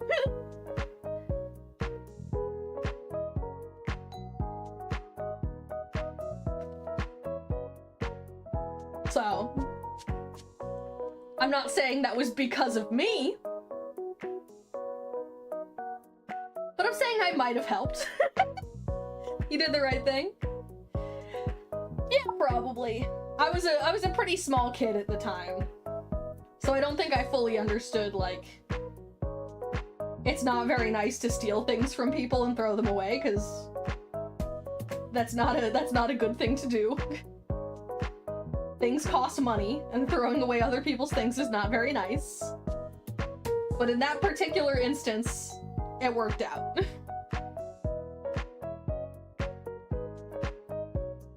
I know chewing tobacco is a lot less popular now than it used to be. Cigarettes are coming back though. People are smoking cigarettes a lot more. I think a lot of people are quitting vaping and instead smoking cigarettes because they're like, you know what? This is also bad for me, but it's probably worse to hit my vape every 30 seconds throughout the entire day than to smoke a couple cigarettes throughout the day. Like, inhaling chemicals every couple minutes all day might be worse for me than smoking a few cigarettes.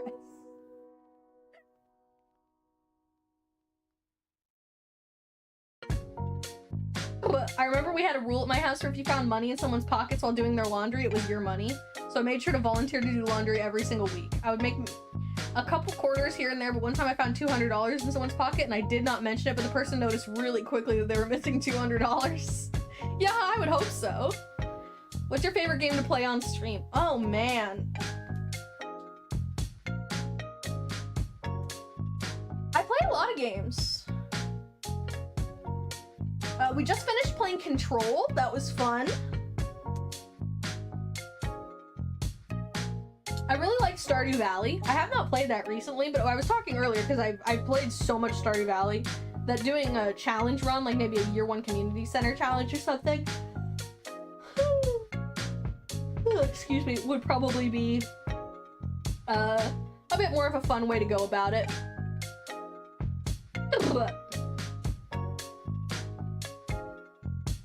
I like to do just chatting. I'm a chatty gal if you couldn't tell.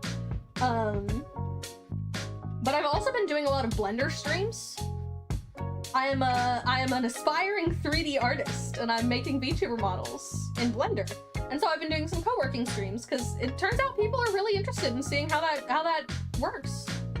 I made this model myself, and I'm working on another one now, and I've got some stuff lined up, and I'm finding that I really enjoyed it. Tried to argue that I found it in the wash and therefore it was mine because that's the rule that we had. That didn't fly. Yeah. I was actually talking about Stardew Valley yesterday and I was mentioning that almost no one knows that Stardew Valley has an ending called Perfection. Everyone who was present when I mentioned it was like, wait, it actually has an end? And I was like, crap, now I gotta explain it. Do people not know that? Like, it's not an end, but it's about the biggest, it's about the, like, biggest goal, and there's not really much to do after that, as far as actual challenges set forth by the game go. Turns out none of them even knew about Ginger Island. Man, I guess they hadn't played in a while, because I was in 1.5. Cavalcadence, hello, hello! Seen any fish yet? No! Literally not a single one. Yeah, most people never even complete the community center. Wow.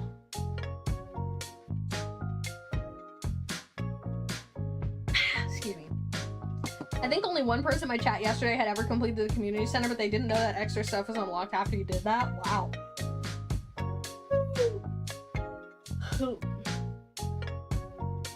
I guess I'm just in a very specific social circle that takes Stardew Valley very seriously.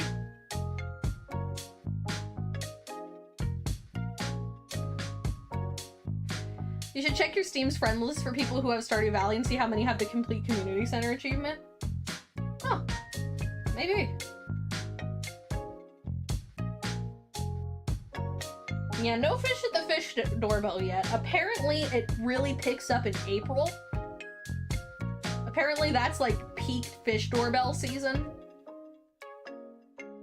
But I did see a fish earlier today. Like, when I went on the website to test everything before stream, I saw a fish in, like, the 2 minutes I was on it. But we've been here for 2.5 hours, and we haven't seen a single fish.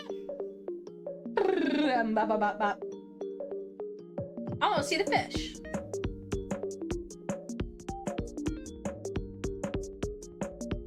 If you don't mind, can I ask a question? Yeah, go for it. As long as you're, like, polite, I don't care. If I don't want to answer it, I just won't.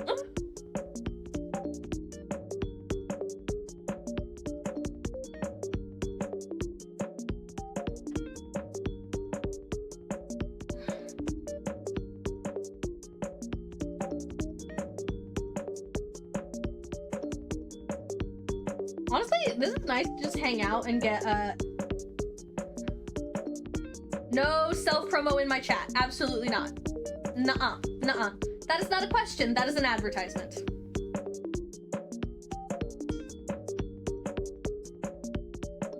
Man, I didn't know they would come into your chat these days. Ugh.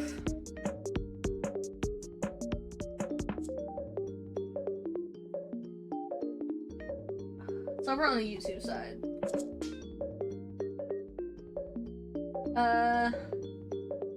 I'm gonna be a little extra lenient because I don't technically have my rules anywhere on YouTube yet, but final warning, don't do that. I'm sure they'll probably leave now that I've said no. They don't tend to stick around. When the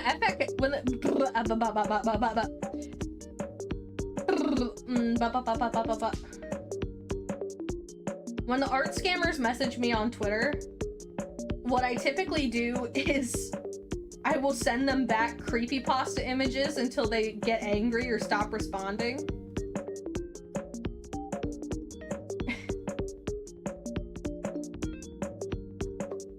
I'll just hit him with the fucking eyeless Jack or whatever. Or the Momo or some shit. Until they either get mad at me or they stop responding.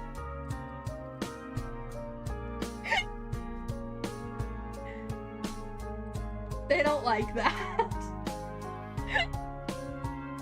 Hit them with the Vaporeon copy pasta? No, I like to just send them the scary images. I'm sending them Jeff the Killer and shit. Planning to go to TitCon this year? Hell yeah. I've never been, but I've heard good things. Maybe someday I'll be able to go. I don't really have travel money at the moment, though. I don't have money for very much at all at the moment, but, you know. Maybe someday I'll be able to go to New York for it. Pretty sure that's where it is.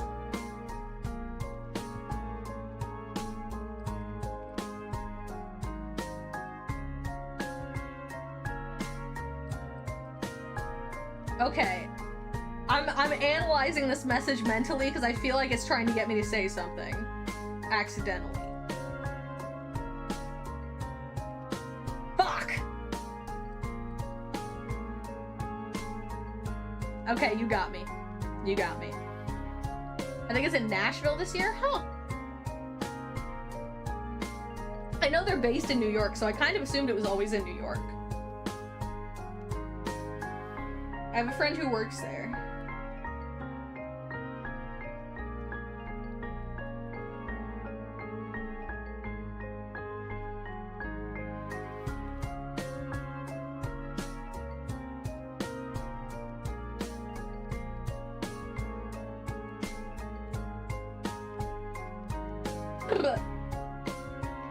It's the first time they're ever doing it in Nashville? Huh, interesting.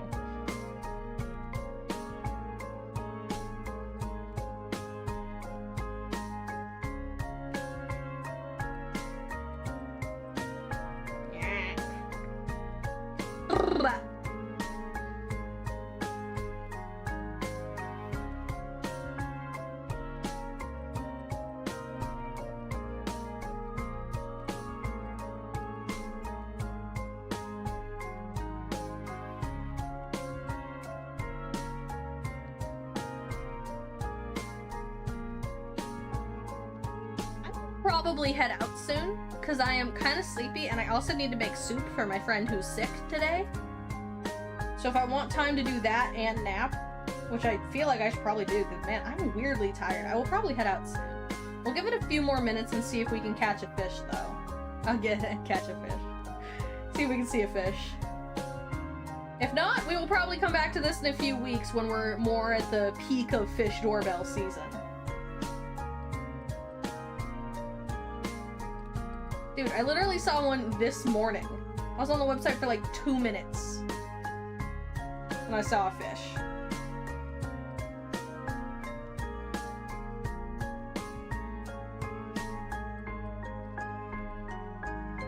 Took me a bit too long to realize it was I lost the game. I was just sitting here saying it out loud for like 2 minutes straight. Like, what the heck is this supposed to be? It took me a minute, but you did get me. You did get me. I lost the game.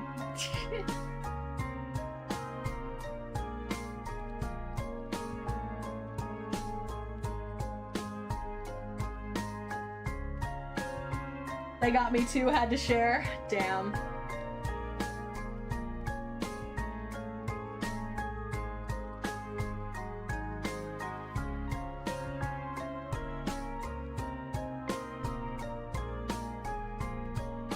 I had to replace Doug with the, I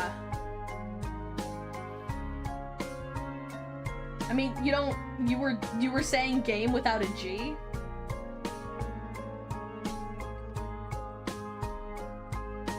I feel like the G is kind of important.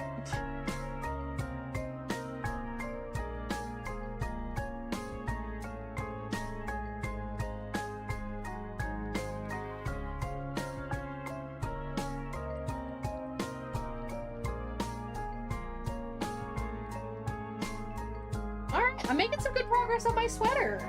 Nothing crazy, I just started it. But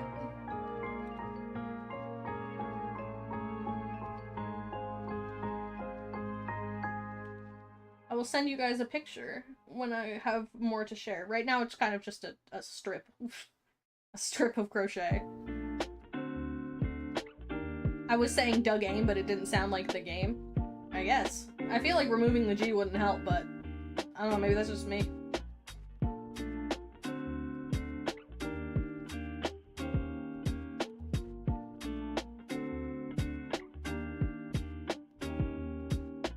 Alright, I think we'll finish this row and then we'll start wrapping up. Unfortunate that we have not seen any fish.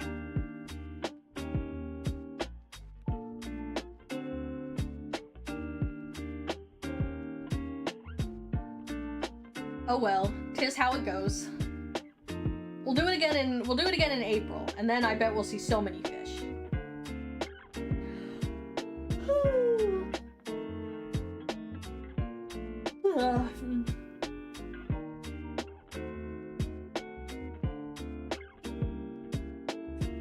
Is Doorbell. My ADHD is just a little bit extra like that, I suppose. There's this whole list of side effects of ADHD can possibly cause. More often than not, you have like 1 or 2. I have almost all of them. Watch the fish pop up when the stream ends. That's exactly what'll happen. That's exactly what'll happen.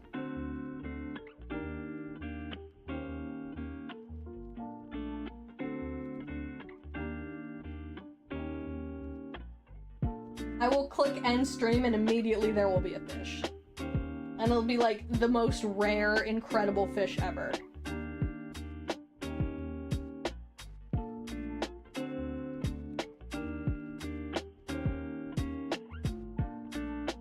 The fucking rainbow fish will show up.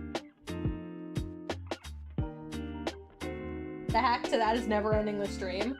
That is the thing, is it would become a very boring stream very quickly. I'm chatty, but I can't go forever. Especially not when I'm tired. Especially because I have to make soup.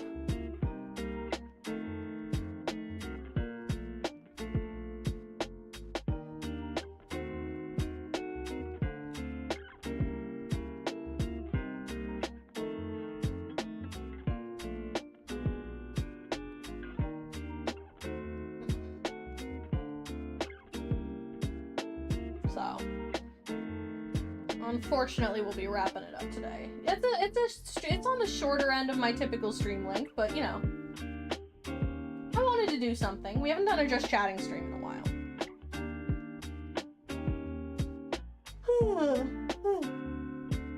I mean, the Blender streams are pretty similar, but it's got a little more going on.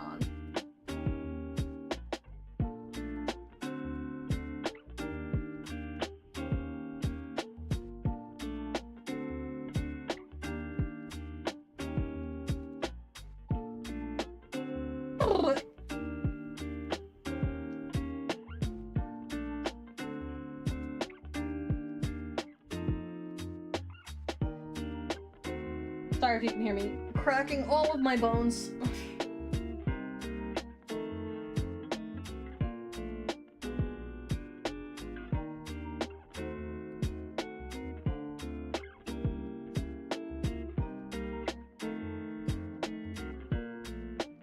Look at my bones. I am working on my posture. You can't really tell much because it's still not amazing. But I am trying to not slouch at my desk at the very least. Which, oh god, it's harder than it sounds. It's hard to not slouch at my desk. Ugh. And since I stand all day for work, when I get home I just want to like, bleh. So it's very easy to just default to slouching. But I'm trying. I don't know, maybe I need to start wearing a corset or something. After 3 years of working on my game, I finally had to just throw in the towel. There's too much to do on your own, and animation is not something I can do. I got pretty far with it, almost all the coding was done. Lots of levels designed but no characters to play it with. Jumping into a 3D game was a bad idea. Have you looked into asset packs?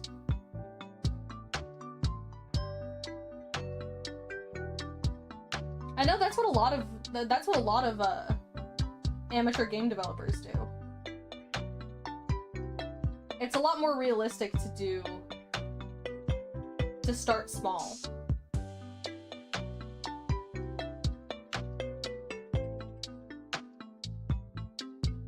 Asset what? Asset packs.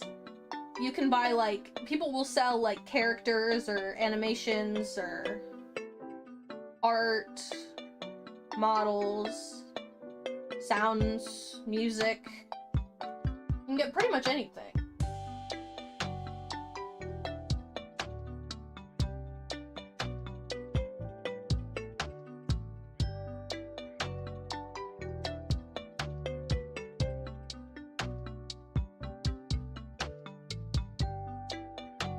And there's always the programmer art pathway. You know, people joke about programmer art a lot, but it's better to have it exist, you know? Alright, there's my last row for now. Just didn't want to use assets from the store to make my game. A lot of games that do get a huge amount of negative press and typically can kill a game. I mean, you kind of gotta be realistic about how much press a first-time game is gonna get, you know? And that's not always true. Inscription used a lot of stuff like that.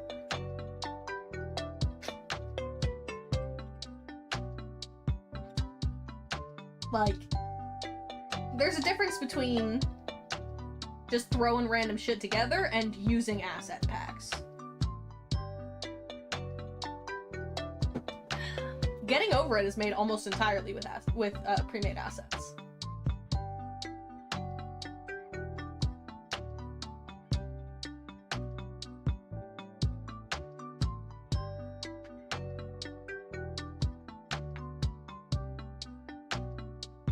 Also, if you build a working version with assets, you can always try and replace them later.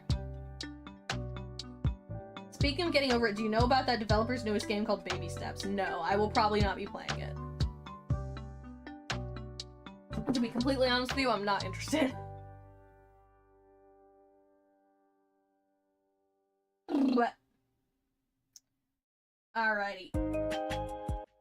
I'm gonna go take a quick little nap. I'm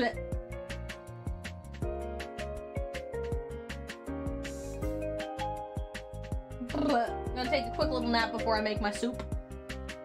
It's insanely difficult. You're brought to a new world where you're an adult man that really needs to pee and you have to manually control every step and you collapse a lot. That sounds extremely frustrating and just kind of not up my alley. But like, it might be fine to watch someone, but like, it might be fun to watch someone else play. But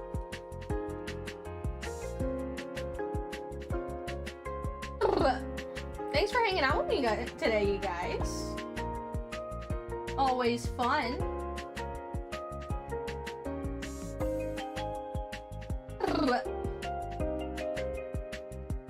And I'll see you tomorrow for some Blander. We'll be doing some Blander co-working tomorrow. Unfortunately, we did not see any fish today, but we tried. And perhaps we will see fish next time.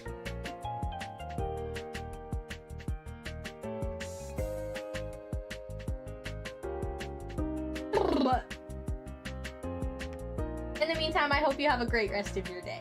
And I will see you guys later.